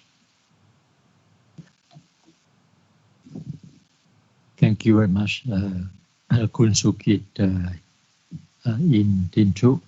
I think it's the presentation is clear enough to generate later on the discussion, I'm sure. But due to time limitation, we will not go through all. That's the talk that you have just done. Next, I would like to move to Kun Kavi Jongkit Thavorn. I always say he's a well-known ASEAN journalist, and he also at Chulalongkorn University as senior fellow at the Institute of Security and International Studies. Kun Kavi, please, you have the floor. Oh, thank you very much, Chair. As a journalist for the past 4 decades, I'm strictly will focus my opinions as a journalist who cover various crises, including the current one.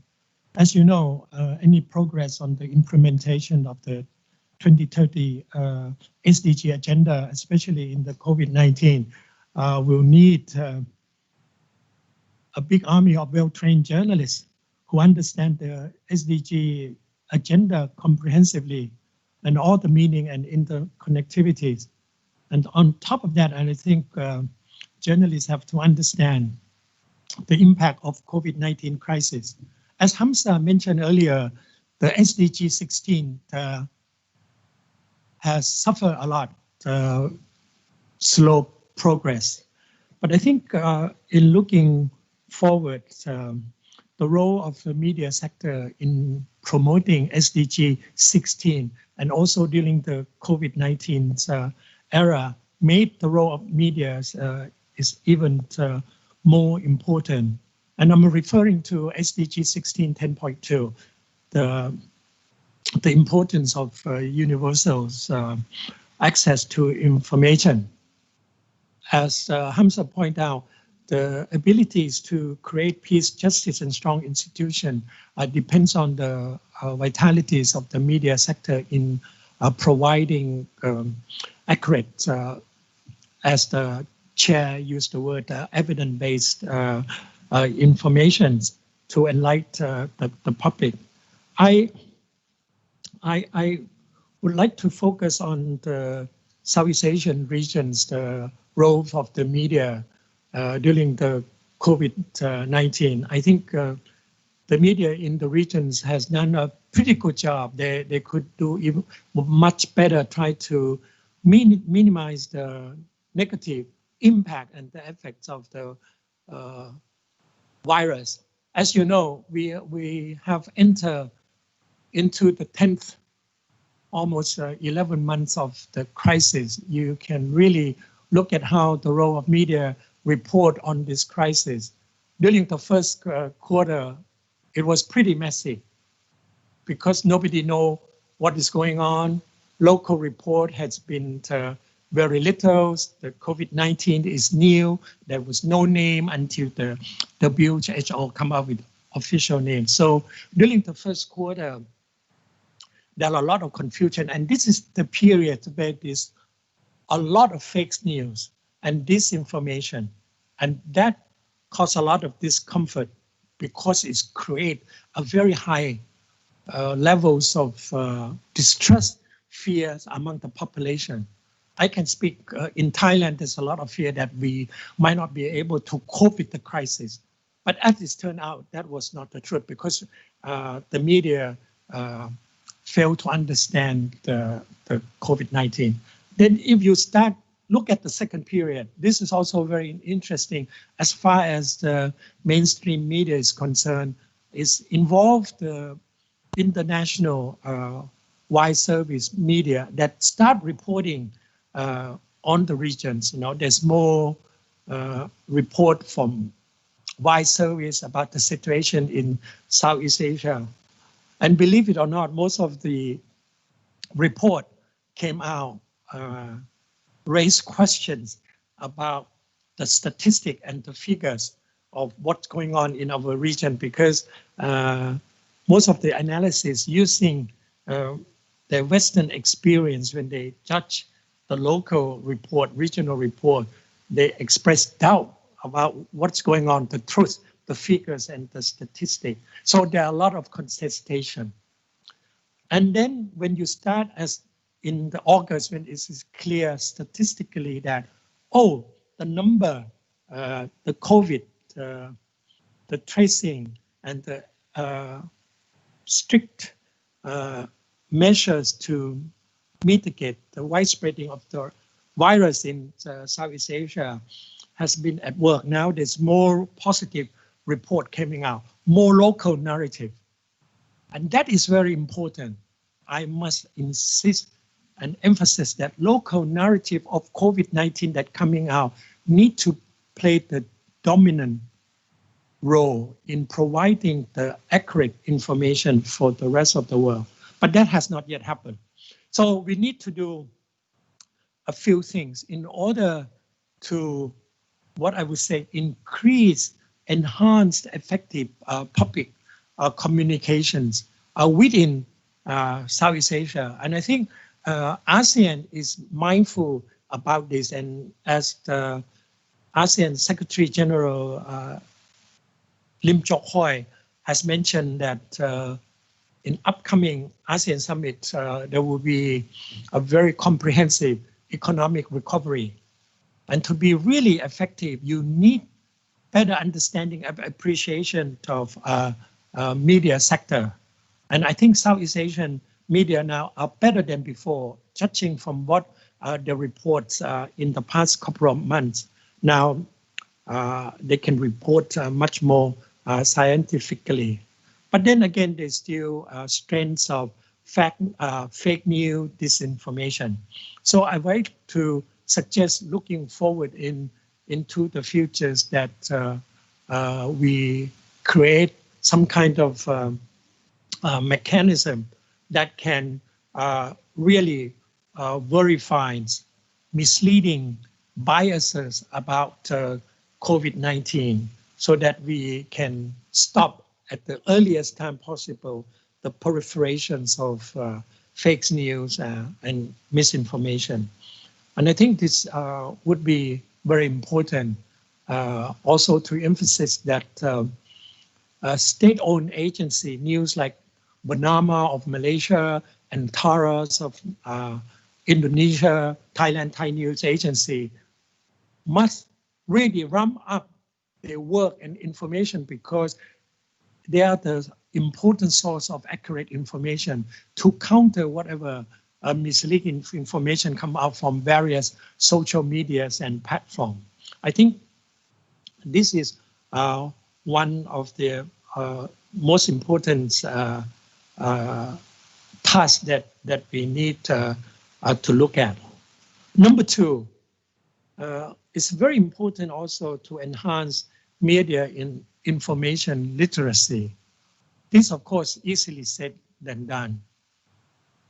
Media need to understand and have the knowledge of what's going on. For example, COVID-19 have changed the way you report the normal daily events. It's not only about politics, it's not only about economic, it's about social, cultural norms, it's about daily life, how people behave, how once government give out instruction, how come people in Southeast Asia completely follow government measures without questioning. For example, the earlier use of face mask, while in other countries it involves complicated question and civil liberties issue. So I think we need to enhance media and information literacy. Why it's important? It's important because you must know how to select information. Because now Southeast Asian society with the widespread of social media, you have the situation called information overloaded. Too much information. So you must know how to select good information and to locate it. And you need knowledge. Media professional need to locate good information and how to use it. And finally, I will end here is to leverage all this information. You know how to select, how to locate, how to use, and now leverage all this knowledge. And I think if we can do that, then the role of media enhancing public communication and promoting the SDG 16, 10.2, and of course there are other aspects, the SDG 16, 10.1, which has been some issue about the safety of journalists during the COVID-19. But I think overall, I would like to stress the 10.2. And if we can do that, then I think the role of media would be one of the stakeholder that will bring the complete fulfillment of NDG and also the advancement, the so-called acceleration of the recovery during the COVID-19. Thank you, Mr. Chair. Thank you, Khun Kavi. Time moving really fast, and we have pretty productive discussion, but fortunately we have to move next to our next speaker is Ms. Sulistri Freeleston from KSBSI Trade Union and Workers Constituency, Indonesia. Okay, you have the floor, please. Yes. Thank you, Professor Suricha and Professor Sutipans, and good afternoon, everyone. The COVID-19 pandemic has a broad impact on the people's life, especially for the workers. Many workers lost their job, no income security. Most of them do not cover by social security and no strong social protection at the country level. Ibu Alisabana mentioned that the tourism sector is one of the sectors that affected by the COVID-19 pandemic. This impact also goes to the trade union because my union lost many members who work in this sector due to the many hotel closed. The COVID-19 pandemic has served as a wake-up call, alerting the regional community to the crucial importance of social protection. COVID-19 has also shown absence of universal and comprehensive social protection system. COVID-19 has at least been beneficial for one reason.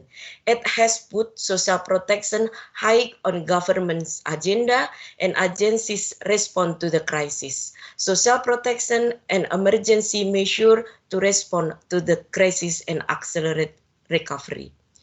We have seen once again that countries that already had a well-designed social protection system in place were able to rapidly guarantee access to much-needed healthcare and ensure income security through sickness benefit, unemployment benefit, and social assistance. Therefore, strong social protection is very important for the country's recovery.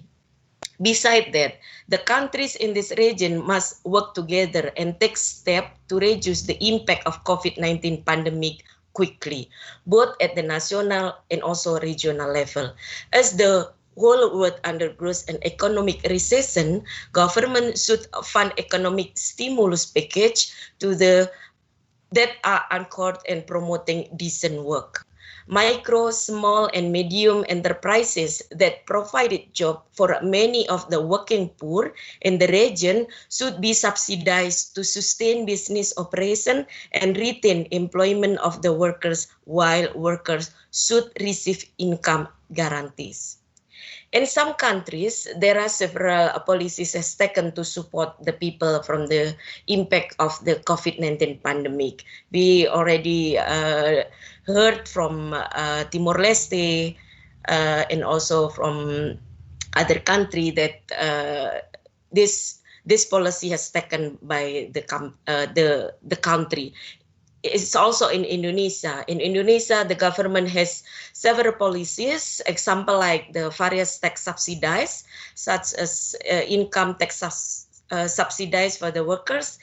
And then starting next year, 5 million vulnerable informal workers will receive social assistance, and then also the wages subsidies for the workers who earn below 5 million, or and then the government also has the policy on the pre-employment card for the workers who lost the job because the COVID, through virtual training and also incentive for the workers. Also cash transfer and also the efficiency electricity tariff for the poor people.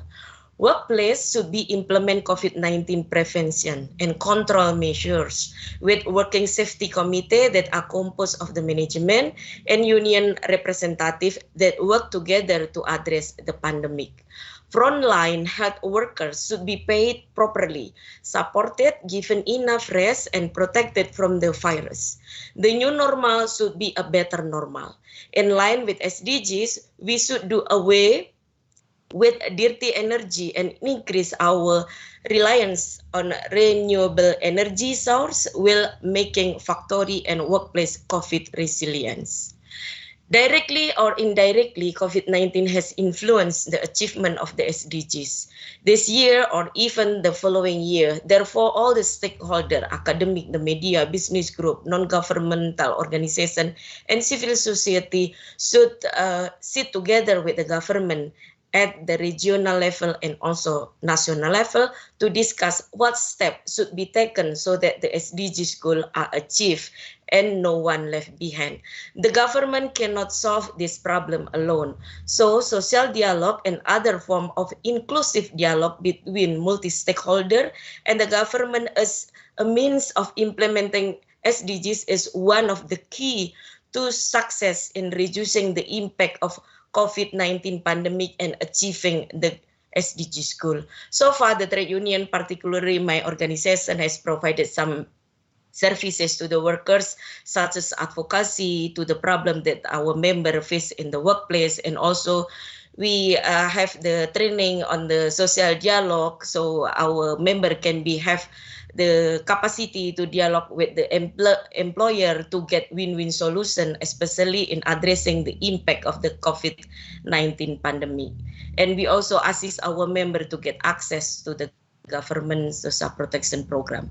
As I mentioned earlier, that strong social protection will be reducing the impact of the COVID-19 pandemic.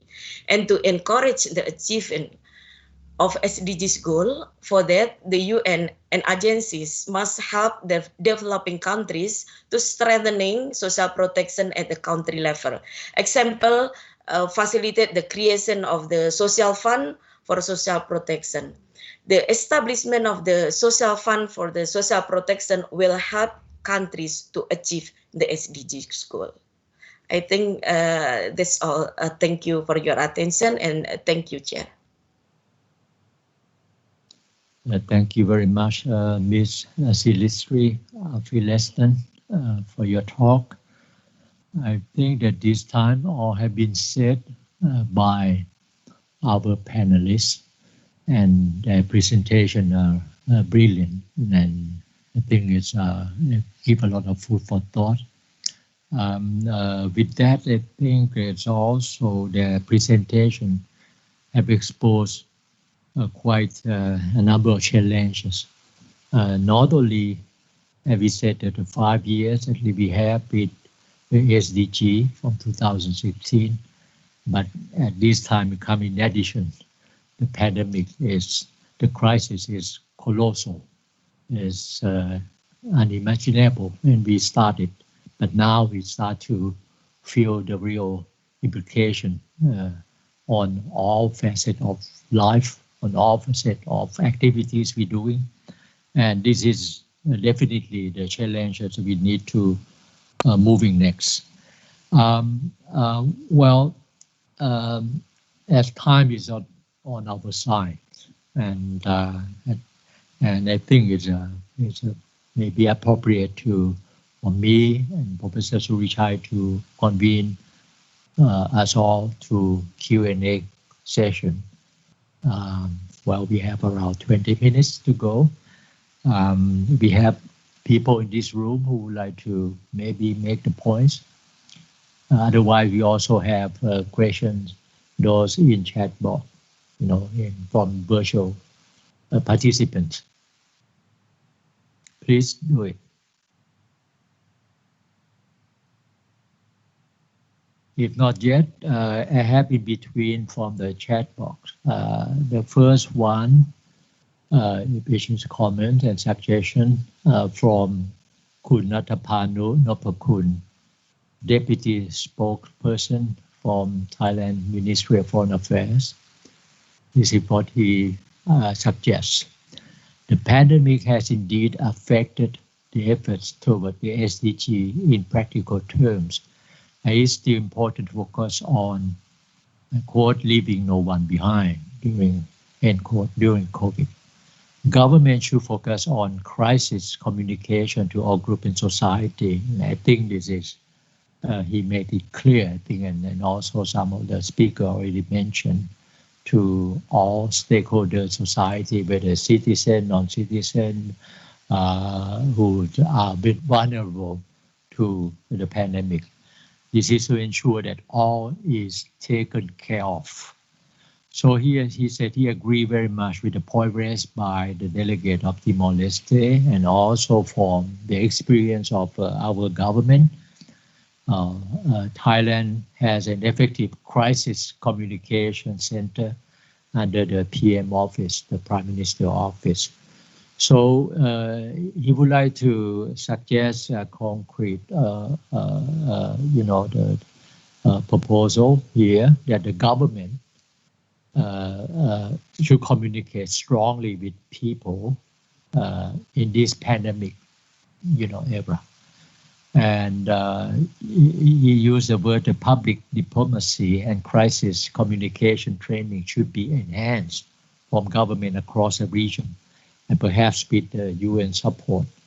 I hope he's right. I said he, but in fact he also in online. So if Kun Natapanu Napakun would like to add any points or said it right.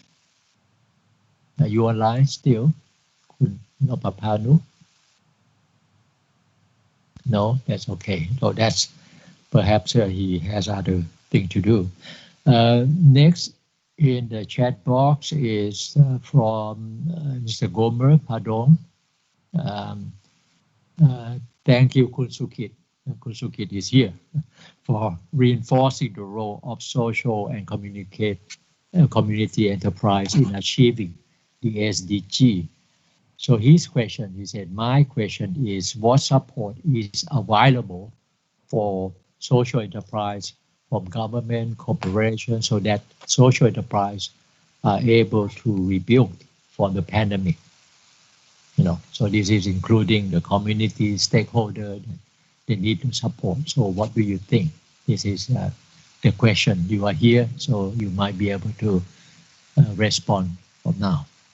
Otherwise, we waiting for more question. And do you want to wait for more question, or do you want? I think it's at this point. You can go ahead, please. Actually, the Thai government already support by policy. They have new law and regulation that support social enterprise. However, I think not so sure that other country, they have law and regulation to support social enterprise or not. We have to work together in the region to support our local, what you call, local business unit. It can be social enterprise, local startup, or even the old community business. It's actually in other country, in many countries, they might call it differently, but it begins with something that people already have. For example, in the village, they have, they have land, they have food, they have many things, but most of the most of the policy don't support that. And entrepreneurship is at the corporate level. So how corporate people, government, and local community work together? They might have some kind of first policy, second the platform, third is a kind of financial. We have to find out some kind of regional financial support for startup and social enterprise. So we have to think more on that kind of thing. Thank you, Khun Sukit. Next on my hand is from the chatbot, Ambassador Pradap Pibun Songkram. Are you online? Yes, I'm online. Ambassador Pradap, yes. Ambassador Pradap is a former official at the Ministry of Foreign Affairs, Thailand. So you have the floor, please. Good morning, Professor Sutipan. You hear me well, right? You can hear me? Yes, you can hear very clearly. Professor Surachai, very interesting session this morning, and I think it's a very important input. If you recall the Sekjen remark this morning, because ASEAN is coming up this November at the summit with a framework on recovery plan. So the input that you gathered this morning should be shared, and I'm sure it's already will be shared, and help to help with the finalization of the ASEAN framework.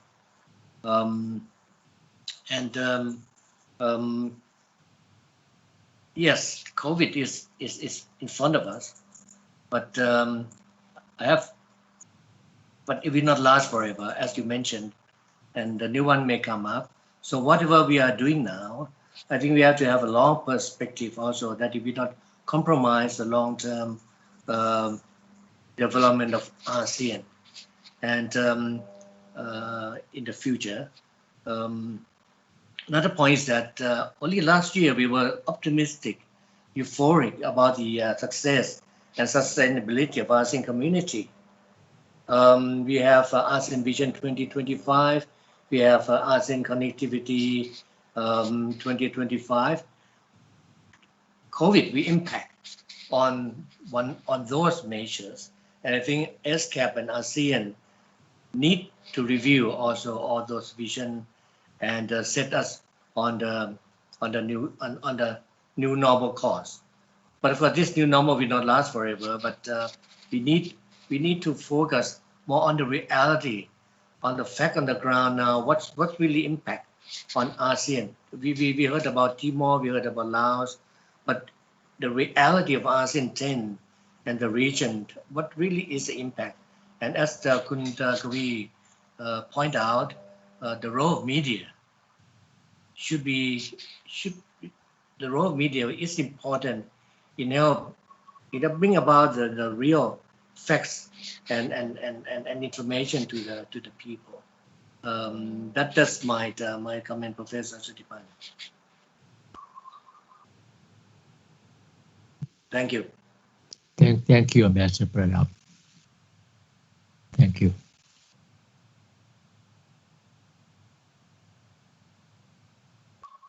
So in between, if I have not yet heard anything from chatbot, okay, someone in the room, please. Please state your name. Hi, my name is Nat Pimpa. I'm an acting director of ASEAN Center for Sustainable Development Studies and Dialogue at Mahidol University. It's a pleasure to be here, and I have a direct question to Kun Gavi because I'm aware of the role of media during this pandemic, but we haven't heard much from you in terms of how social media in particular can inform and mitigate risks, and also to create a resilient and inclusive communication among people in society. Do you have any views to share with us, please? Thank you. Well, thank you very much. The phenomenon of social media for the rest of the world is well known, in particular in Thailand and in Southeast Asia. Also, Southeast Asia country have utilized social media for social mobilization in all areas. That one features. I think it's important, I stress in my presentation, that we need to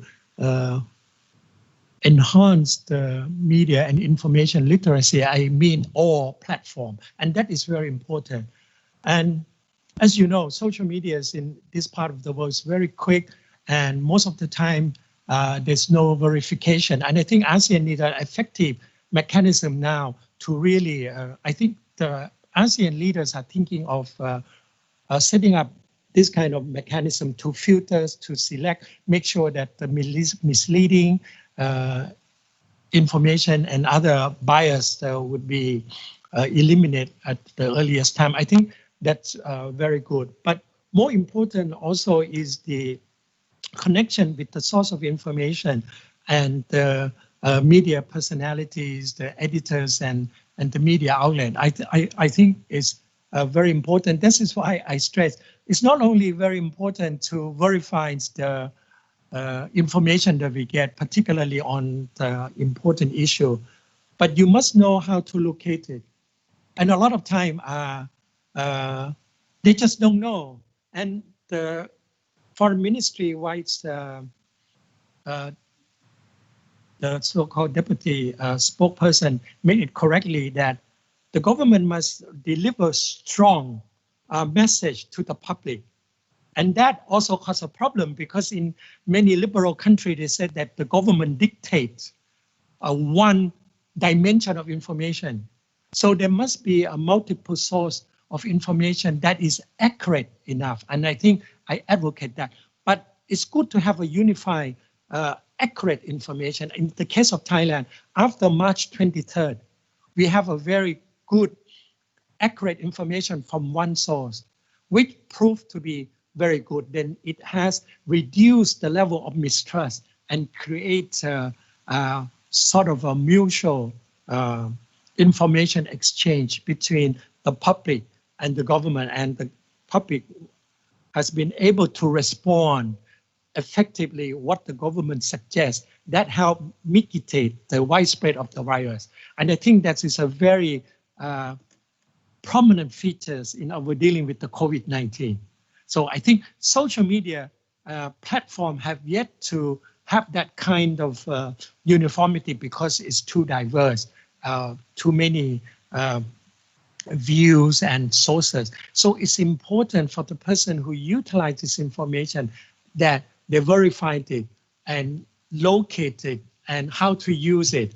Because most of the time they use it immediately without verifying. And finally, to leverage all this information, if we can do all this together, and I think we will improve the so-called public communication or public diplomacy, because the public will benefit in the end. Thank you. Thank you, Kun Kavi, and also for the question. I think it's now time is coming close to end up our session, and I think at this point in time, I hope that you all enjoy very much the session that we just had, useful and productive enough to provide input for further suggestion and recommendation. Particularly, I think that we all been working from different, background, and I'm sure that that would be in terms of coming up with a concrete proposal and program for action. Very important thing when we start from Dr. Hamza speaking that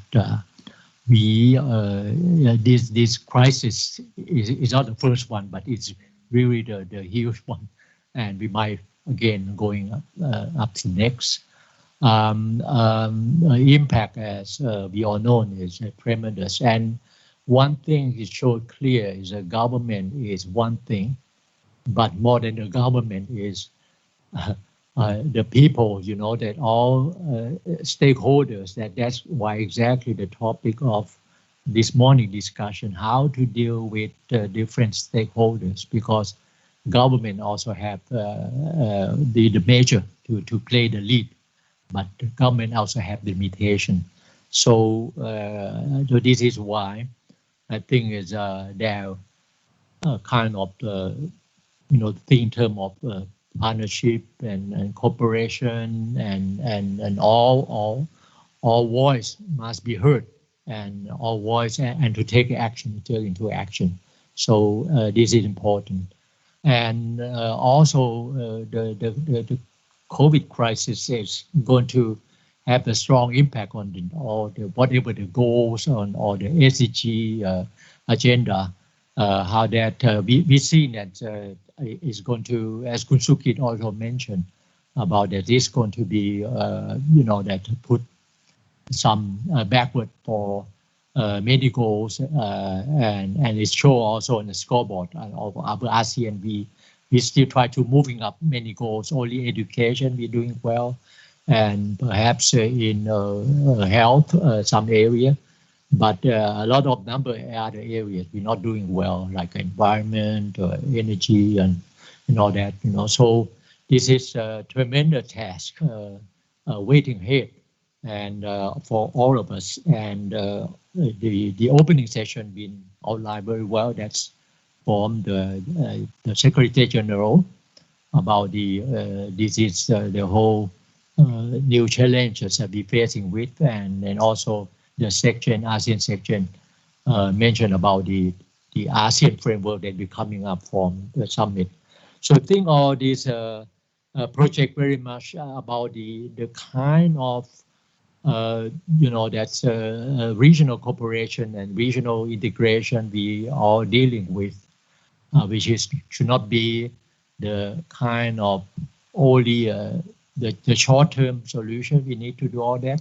But, you know, as we said about the government spending, for example, we need to look at the long haul, you know, that's, and with a lot of the illumination, which will not overflow into the kind of budget deficit, budget burden for the future generation, you know, that's very important. And also the coordination that we all need to do, not only the government, but also all the stakeholders. So, very important next step we know now is even about the physical borders.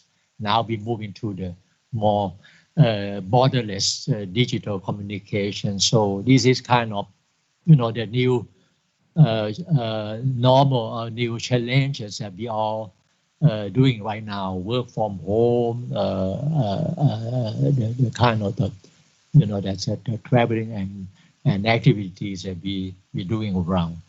So I'm not going to bother you any further, but now perhaps it's time to, again, thanks to all participants, all the speakers, and all those who stay in virtual participation. I think we have made quite a good morning kickoff of this multi-stakeholder forum. And now we'd like to hand to my co-chair, Professor Surichai. Thank you. Thank you, Jan Sutipan. I may have 4 points to add at the last words. In the spirit of our support for the work of ASEAN comprehensive recovery thinking and also policy making, I think the discussion and the wonderful presentations have put us in a new level of awareness that we are all together in the same context of COVID-19 response and also how to go beyond it together in the world of uncertainties. And in this world of uncertainties, we need friends. We cannot go alone. So now my first point relates to this, that the sense of solidarity that we have been able to gather around our listening to the presentation as well as the sharing, that different problems are pronounced, but the sense of solidarity that we are affected by the virus, as well as how we need to cope with it together, because of migrant workers, cross borders, and all these need to be understood. So this spirit of solidarity brings us to highlight the language of SDG 17. SDG 17, that no one can really go alone. Government need business, business also need the consumers, and we all need each other in the light of new connectedness beyond the usual technology. So this solidarity, this human connectedness, this spirit of sharing and learning is the first point I would like to make. The second point is that we are now entering in a new landscape. That is the policy landscape, which needs to embrace multi-stakeholders. And that is not easy because we are not that familiar with this multi-stakeholder environment. So how to create a trusted multi-stakeholder discussion and platform. I think some presentation, including our Sarah from Laos, have presented, and also others, case that there are policy dialogues that have been participated very well in different contexts of our region. So in that light, the regional level of policy dialogues, including the issue like media and public communication and cross-border learning, all this could be shared, and in this light, the policy landscape need to be seen as multi-level collaboration. I mean local, subnational, cross borders, etc., including the Mekong region, for example. My third point relates to the issue of the rethinking of growth beyond the usual numbers. Rethinking of it in terms of not only economic alone, but economic in the context of society and in the context of planet.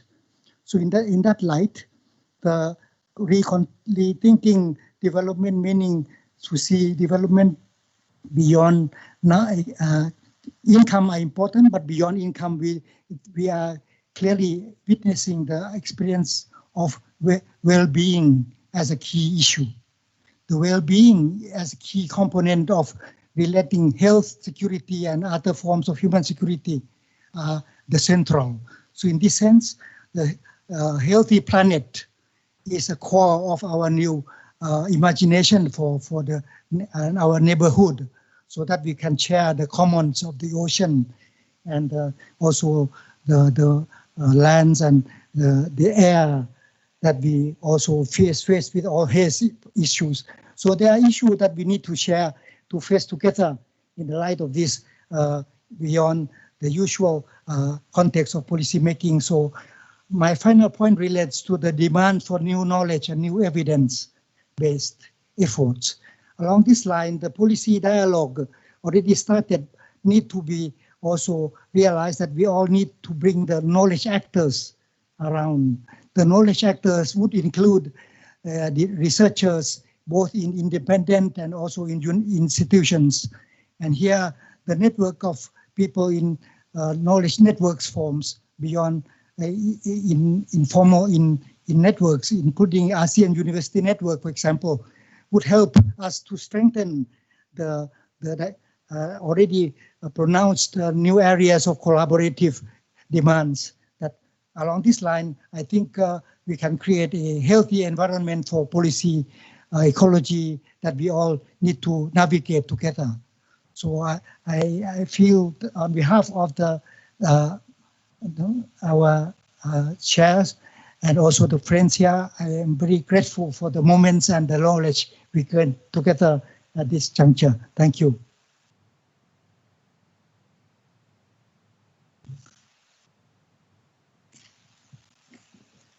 Okay, thank you very much, Professor Sutipan and Professor Surachai. So that concludes our session 1 for this morning. We would particularly like to thank all the speakers and the participants who have attended this session. So that concludes today's morning session, and we would like to invite everyone for the session 2, which will begin at 2 p.m. Thank you very much and have a good day. Thank you. Thank you, Ronnie. Thank you, moderators. Thank you.